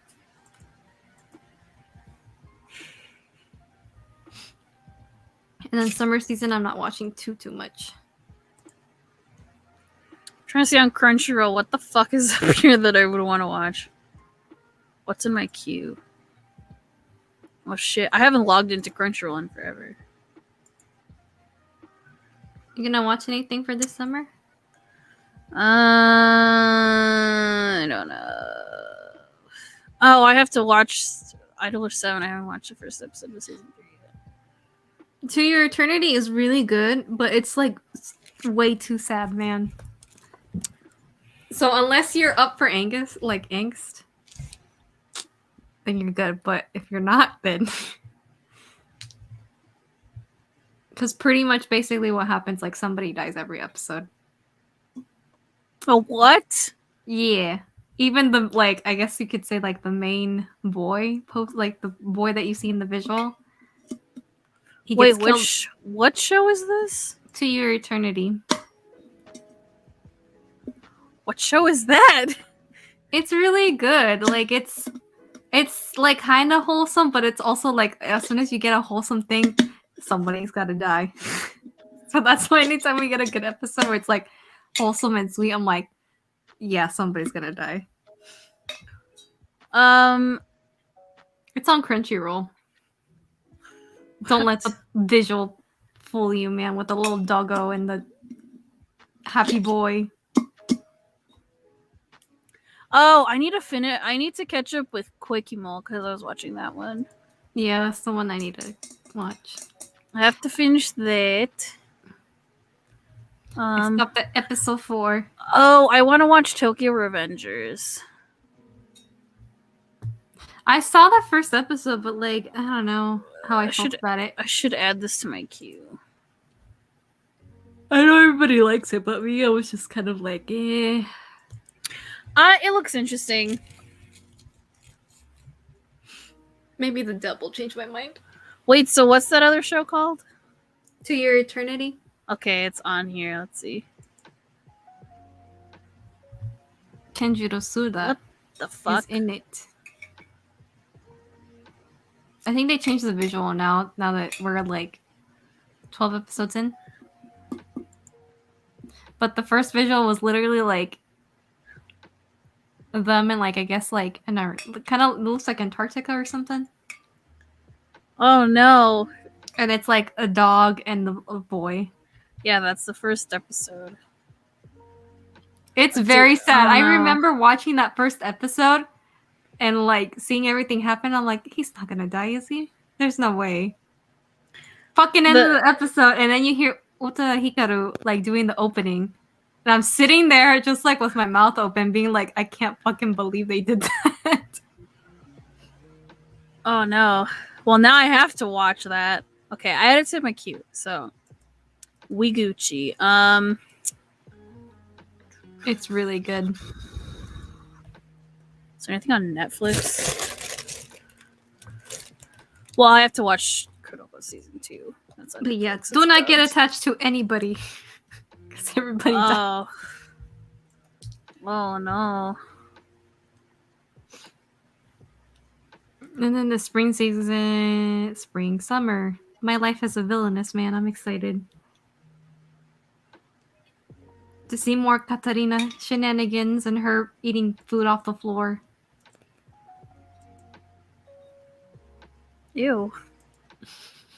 Because she was like, it's a 5-second rule. Because the muffins drop and they were looking at her like, bitch, what the fuck? You're like royalty. Why are you eating food off the floor? Let's see. Top picks for me. And then also everyone fighting over her. As well as the girls.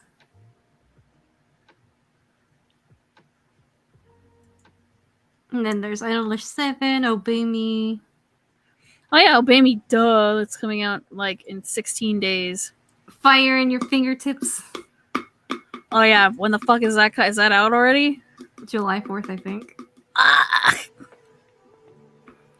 And then there's that. I gotta go to H anime. The water polo anime. And Yeah. Urimachi Onisan. However the freak you say that. I'm excited for that one because Mamo. But also Kamiya Hiroshi. It's been so long since I heard Kamiya-san.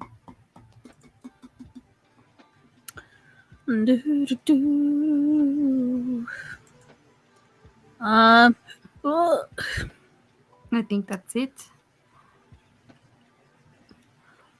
Well, I mean, I'm pretty much caught up with like My Hero and stuff. Oh shoot, I forgot about My Hero. Like that, I'm watching on Saturdays. I haven't caught up like at all. Well, I'm catching up with the dub. The dub's like 2 episodes behind. I just watched the second episode of the dub and that was it. Oh my god. So I'm like really behind. Dude, some shit has gone fucking down, dude. I'm sure it's been spoiled though, so. Mm-hmm. Because everyone was like, Todoroki! Oh yeah, this previous episode, this most recent episode, was fucking dope. He was fucking awesome. More Todoroki family drama.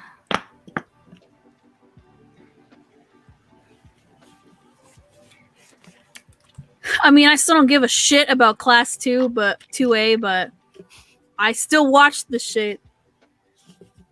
But now it's over. Like they're like battles against each other are over, thankfully. Mm-hmm. I don't need to care about that shit anymore. I'm caught up with that. I think I'm gonna try to catch up on the stuff that like I haven't caught up on first before I start something new. Yeah. We have like what, a week where everything starts coming at us at once again. But Fire in His Fingertips, y'all know I'm gonna be on that shit. I'm excited for Eilish 7, man. I need to reread the 2 volumes of Fire in His Fingertips that I have so I can see which parts they put in from that. Because there's one scene, they're like at her parents' house. And then he's like under the blanket. And she's like, I'm trying to go to she's like, we can't do this. My parents are in the next room. That's literally like fanfic levels, you know? And he's like, bitch, I don't care. It's making me think of all the fanfics that I read. And then they like, weird. and then the visuals, like they show the little like x-ray of like what's under the blanket. And you're like, oh my God. I wish that was me right now. It gets really good. Very spicy then. Yeah, and then some foreign dude comes. I think his name's like Dylan or something. And she almost like moves away. Interesting.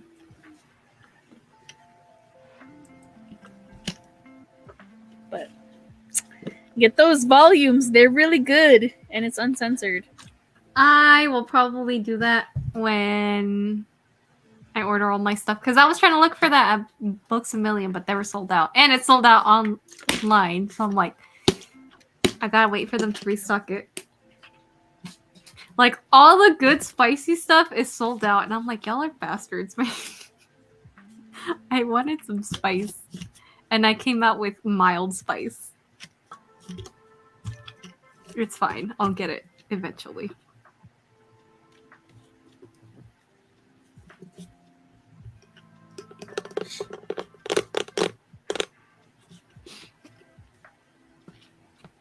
And then I want to go to the Kunyukiya that we have here to see if they have the Fruits Basket illustration books. Well, that's cool. Because they're $8 on CD Japan, so I was like, I don't want to pay for shipping. Because shipping's a little more pricey now. I'm really excited for the Obey anime. Me too. I think that's what I'm most excited about. Because you know what? I don't care if they're short. I don't care because I want to see them animated. That's all I fucking care about. Mm-hmm.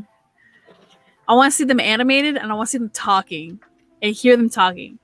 Like fully voiced. I just want to, that's all I want to see. I don't really give a fuck what it's about. Same, dude. And as long as MC is represented as a sheep, I am happy with that as well. Mm-hmm.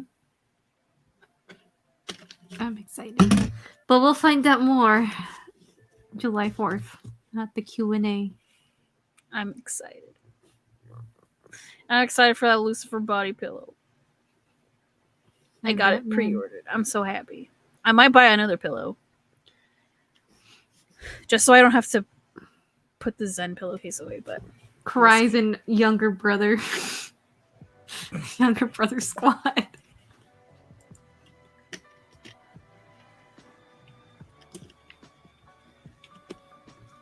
I do like Levi, but I'm like, his pillowcase is like so cute, though. it's like too vanilla, man. Mm-hmm. Like But it makes sense. you would think they'd all be like sexy. They gave us mild spice. Well, I'm surprised Melon's isn't sexier. Like I'm surprised like one of them his shirt isn't off.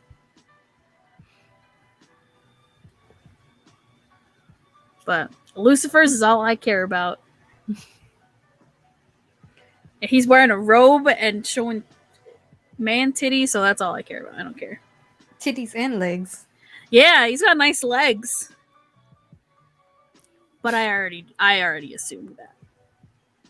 He was made perfect. Fully clothed, man. I know, it's interesting. I'm sure if they made an asthma one, his is gonna be like same, just in a robe, probably. Yeah. But like showing more skin than Lucifer. Let's hope, man. I would buy an asthma pillow because I like asthma. I would buy a Beal pillow too. If they made a Diavolo pillow, I would buy this shit too, obviously. You know what I want more of? I want more Skate the Infinity merch. It's so hard to get. That's what I want. Man. That's what I want. It sucks to be a Reki stan, man. Because everything just gets wiped out of the surface. If they made body pillows, bitch. And Joe sleeps canon. Yeah. Canon. Canon. Bitch, if they made one of him, I would send that to Jonas Scott and ask him to sign it for me. Can you please sign this body pillowcase? I will never wash it. He would. I bet he would. I'm so excited for that print. Oh my god, I need to go buy a frame for that. I still need to buy a frame for the Robbie one. My Megumi. I told my husband I was gonna hang it in the living room. He's like, "No, please, God." Why not? I'm like, it's going in our kitchen whether you like it or not. Why not? It's signed. It shall be passed down to Isabella. She'll know what to do with it. It's so funny though because she does recognize the JJ characters. She saw Megumi and she was trying to fight with me.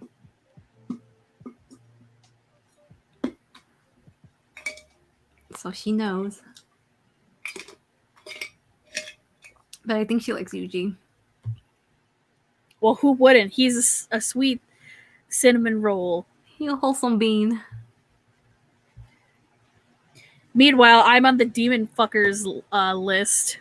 You know what? I don't care. It's fine. He could kill me afterward. I just like, hey, as long as I got some, that's fine. I don't really care. I just want the hot demon man. He's got 4 arms. Come on.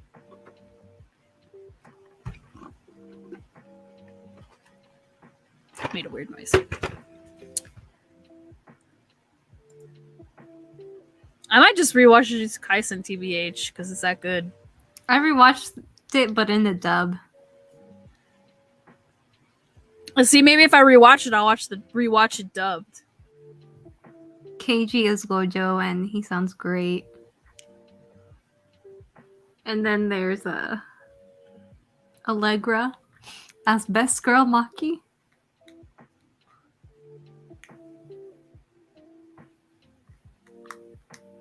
Allegra's great, man. I always hear her everywhere. Well, I guess I say that just because I play Genshin and I main her character because I love her so much. The second character that actually deals decent damage because I don't know how the fuck to build anything. We have to build stuff. You have to build your characters. It's so, like, I still don't get it. So I always have to, like, YouTube all this because I have no idea what I'm doing.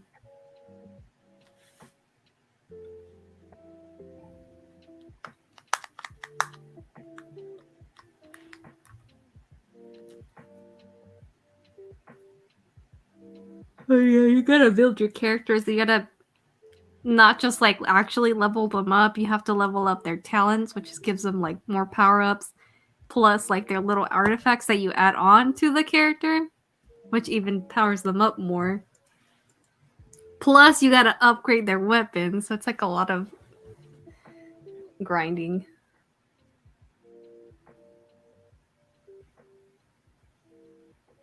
But now that I don't play Mr. Love, I can pay the $5. The $5 that I gave to Mr. Love is now going to Genshin. Oh, I need to start playing Persona Strikers again. I still need to buy that one. I beat the first. It's not a palace. It's called a jail. I beat the first. I beat the first Right. jail. Buy that one and Nier. I beat the first jail. It's kind of hard. It's kind of hard, but it's a fun game. It's just button mashing. Mm. And then you can switch between characters. It's still button mashing. But you can play as Ryuji. Dude, I still can't. And then if believe- one character dies, you play as a different one. I can't believe these idiots accidentally had their game wiped. Well, that's their fault. Oh man, because I just woke up. I had woken up barely on time to see like all that unfold. And just their faces and everyone else's in the chat was just like, this is not happening.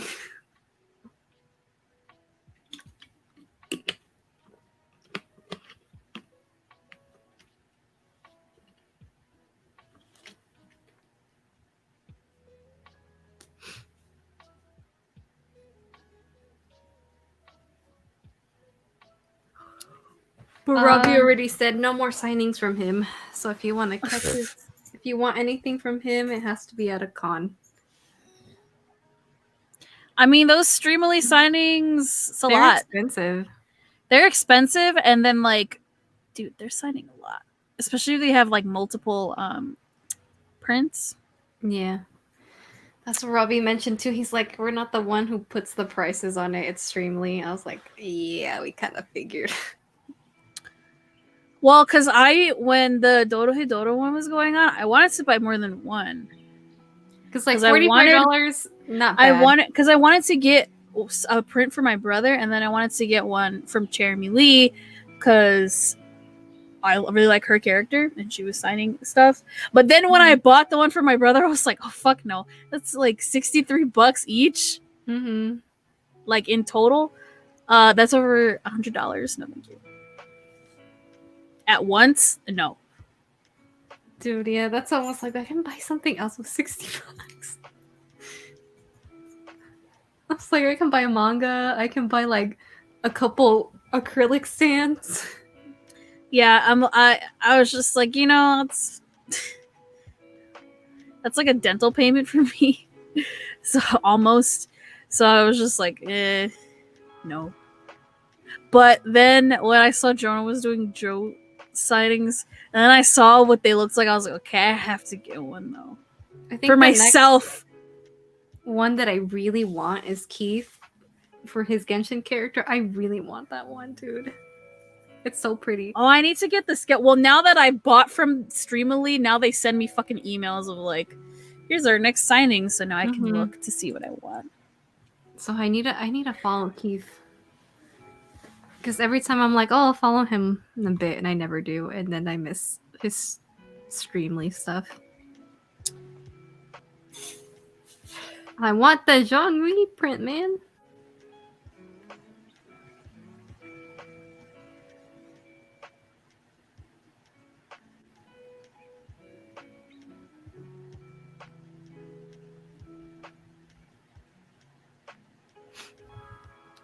Dude, did you see that post this morning? How somebody was complaining that Fruits Basket was #1 over Full Metal? No. It was a mess. And they were saying, like, oh, there's better shoujo out there than Fruits Basket. Fruits Basket is like meh. I'm like, you have triggered a lot of people. What? Are you watching Fruits Basket? Supposedly. Wait, it was over because of what? Like where? Yeah, it was like all over my Twitter this morning. And he finally admitted defeat because he was like, I'm not going to deal with this anymore. Because he said that Horomiya was like better than Fruits Basket, and so was like Oh How to Ride, which I'm like, I've read Oh How to Ride like manga and I've seen the anime. It does not come close to Fruits Basket.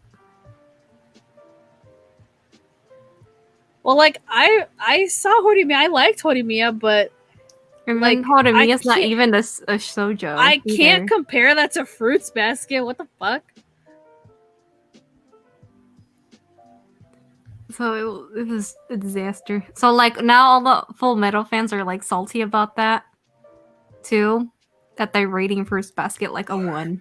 Which I'm like, y'all are ridiculous. Like original Full Metal or Brotherhood? I think original and Brotherhood. I'm not sure. Okay. I've seen both. The original, the ending is fucking stupid. Because the manga wasn't over yet. So they made this bullshit ending, and I've seen the movie that ends the original series too. It's fucking stupid. It's really dumb. Like I like that series. Like Brotherhood is good, but I mean, it's what, almost 10 years old at this point in terms of like that anime series for Brotherhood anyway. Like, I would say in terms of a shonen that I think rivals that or is better than that, it's probably like Attack on Titan. Mm-hmm. Like now, if you put like Brotherhood up against like Attack on Titan and asking like which do you want to watch more, I would say Attack on Titan.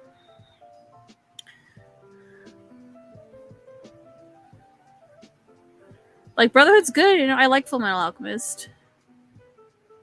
I like the side characters in that show more than the main characters, but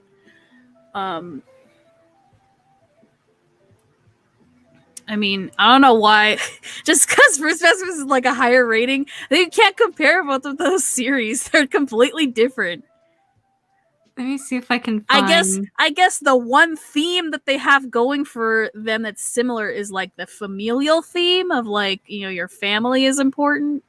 But other than that, you can't really compare those two series.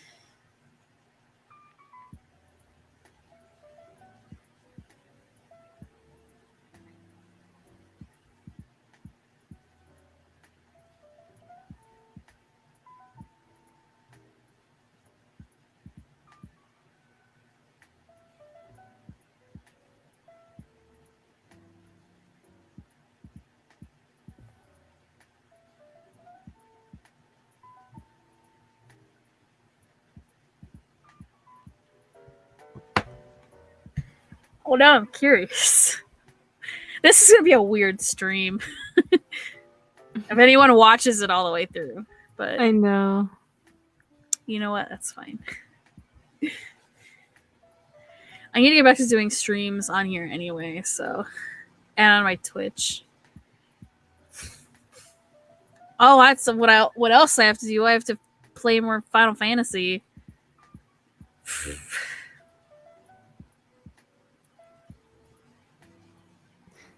These Full Metal Alchemist fans are these. Oh my god! They're oh my god! so salty that Fruits Basket was number 1. Oh my god!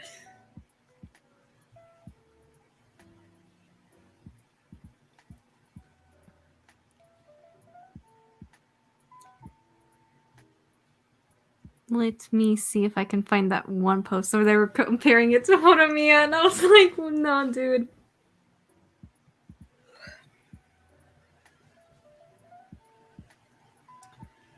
I think I'm gonna start filming videos with my phone. With your phone? Yeah, well, since I have a 12, it films in like 4K.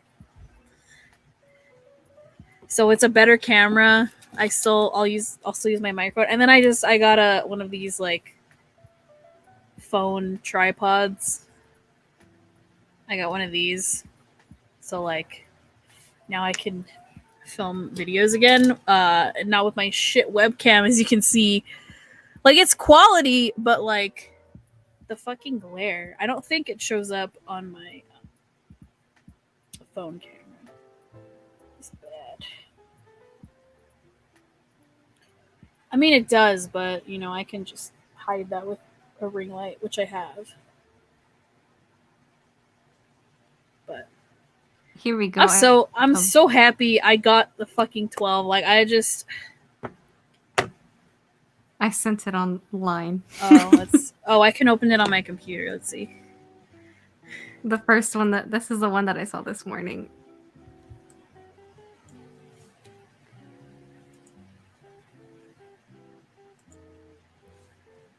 I'm gonna read this out loud. They're like, check out Orange. I'm like, Orange wasn't even that great, dude. And I've heard people say that show's fucking boring. It's okay. It's not like the greatest thing ever. Okay, I'm gonna read this. Now, how the fuck did we allow this to happen? Wow, 9.18 beat a 9.17. Jesus. Well, okay, then how come the Attack on Titan fans aren't fucking pissed?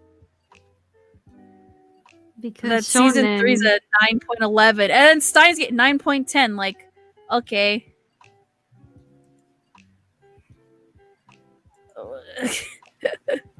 You didn't even spell Furuba right, dumbass. Beating my ass in the quote retweets, but it is what it is. Watch and read better shoujo, because I promise you, Furuba isn't top 1, even in its own genre. Orange, Yona of the Dawn Onimi, Kimi to the Kit. Oh, right. See how the stacks in comparison. I like how this top reply is, I don't care, both are written by women. Let's go.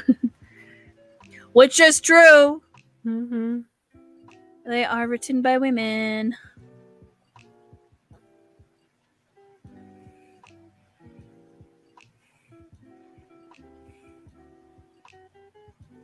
Mm-hmm.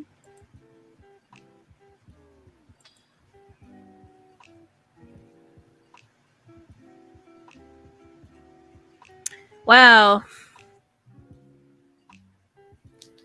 I know where this person's fucking priorities are. Lol.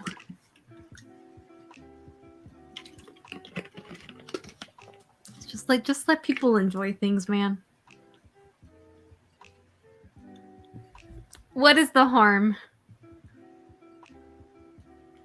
I fucking like how this dude 1 hour ago, dear Shoujo Twitter, good evening. I tweeted that last screenshot as a joke, so please don't beat my ass again. I would appreciate that very much. Let's all agree to like shoujo and manga and be friends. Please don't hurt me. Bro, when your name's Armando Williamson, I'm not gonna take you fucking seriously, bro.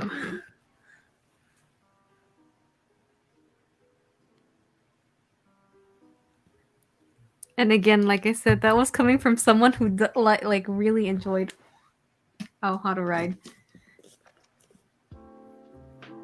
which is I think the English name is like Blue Spring Ride, and like, dude, like the anime, I loved it, but like it's just a lot of back and forth between the characters, like a lot.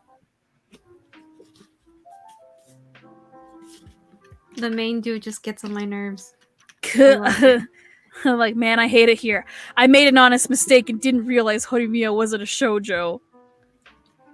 And now everything else I said got pushed aside. The situation is unwinnable at this point, especially with all the hype around Furuba, so I'll take the L. Just shut the fuck up. It's like, it's a classic. What did you expect?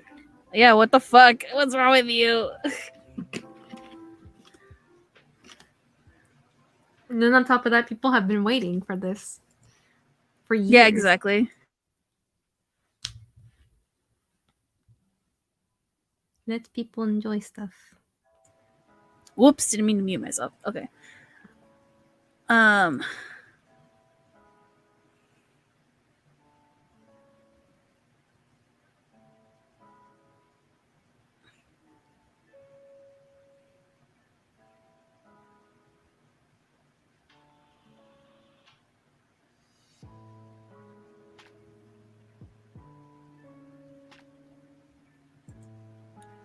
I don't know. Why don't you get mad at the people who are on fucking my anime list?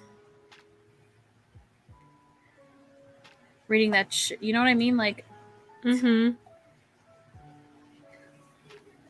it's those people.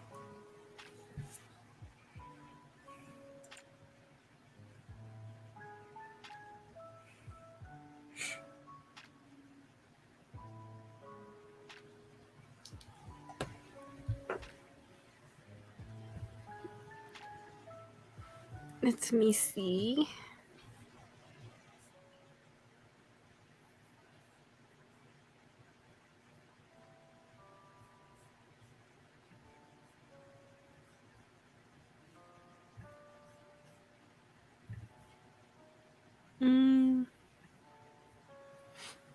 Let me see if they have anything in stock.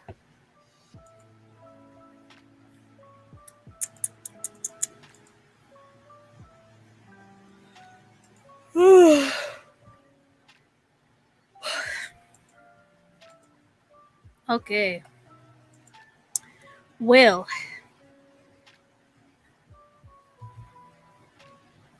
It's getting late. Mm-hmm.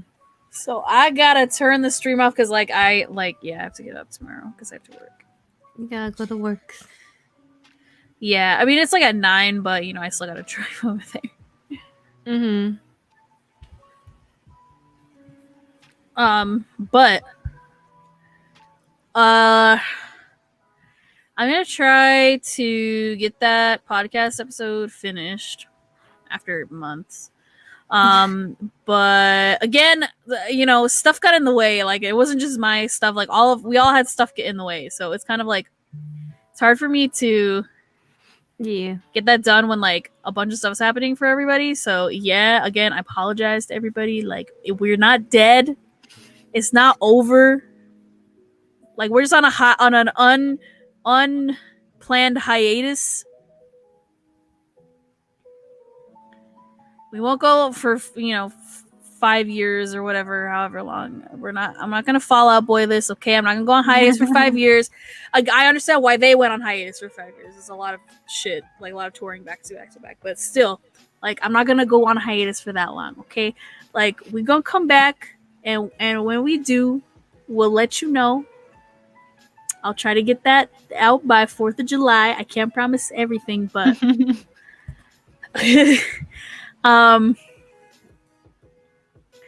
but once that's up, then we can like start over. Yeah. Start fresh. Start anew. Because now kind of like our stuff's like becoming more manageable, so it's like easier to do stuff again. Mm-hmm. And it's the summer, so but I'll try to get that done, and then I'll make a tweet that says we're not dead. Because I like doing the podcast. I love doing it. It's fun. It's just Sometimes life gets in the way, Yeah, man. sometimes like shit gets in the way, and so. But. Yeah. You know, Fruits Basket was really good. Fuck the haters, man. I mean, if you're just constructively criticizing something, you're not really a hater, but you know, you don't got anything super nice to say, and don't say anything at all. Mm-hmm. I see people are being elitist, but anyway. Brotherhood is good, don't get me wrong. It's a good series. It's a classic for a reason as well. But I can't compare it to Fruits Basket when they're not even the same genre.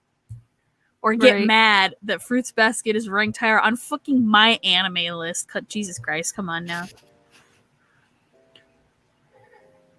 My anime list. Like, who cares about what people think on my anime list?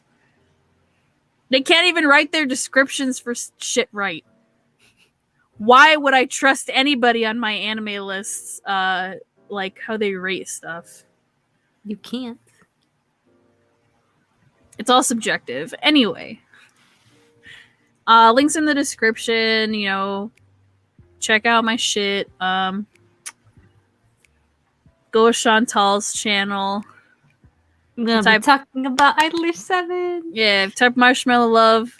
She'll pop up. And you have a TikTok. Is it the same name? Yeah, Marshmallow Love. I tried to make everything. The only thing that's not the same is my Twitter. Okay. So she's Marshmallow Love on Twitter, or not Twitter, TikTok. Because we have TikToks now. Because we're hip with the times. Even though we felt like complete boomers when we first used the app. Yeah, I still feel like a boomer using the app, but whatever.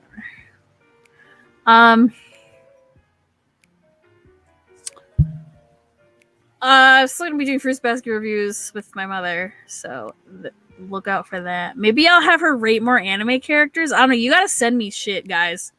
Send me your husbandos, and I'll show my mom your husbandos, and she can say if they're cool or not. I've been thinking about doing stuff with my dad to be like, would you let me date this man? I think that would be pretty hilarious. Show him fucking demon men with 4 arms and shit. And he'll probably be like, fuck no, I don't know. We'll see. So yeah, go follow us, and thanks for joining. It was fun. It's been always a while. fun. I know. We have to like do this more. It's just like it always has to be like at night, because I get out at 5 o'clock and I always want to like relax, you know, when I get home. Yeah. And then when I say relax, I mean like 2 solid hours of just like chill. Because by the time it's like 10, like right now, I'm like tired. Like I'm gonna go to bed right now, or at least I'm gonna go lie down. Yeah. Like I'm in my pajamas right now. But yeah, also new hair. It looks like shit right now, but I mean, It looks nice. You just gotta maintain thanks. the color. Like it just, I parted it like on the side here, but usually it's like parted in the middle. Like more like that. Yeah. But yeah. So new hair. It's all short. I don't have split ends anymore, so that's good. And actually my hairstylist was like, it's not that bad. Like, you have split ends, but they're not that bad. And I'm like, oh, they've been there for like 5 years. That was probably like the last time I got my hair done. I was just letting it grow. So now I can let it grow again, but like better. Yeah. Okay, I really am gonna go now. All right. So thank you guys for watching, even if you didn't, whatever. You just got to talk, so it's all good. Check out all my other videos on my channel, and check out Chantal's videos too. We make pretty similar content, and yeah. So have fun, stay safe. We'll see you guys later. Goodbye. Goodbyes. I almost clicked the wrong button.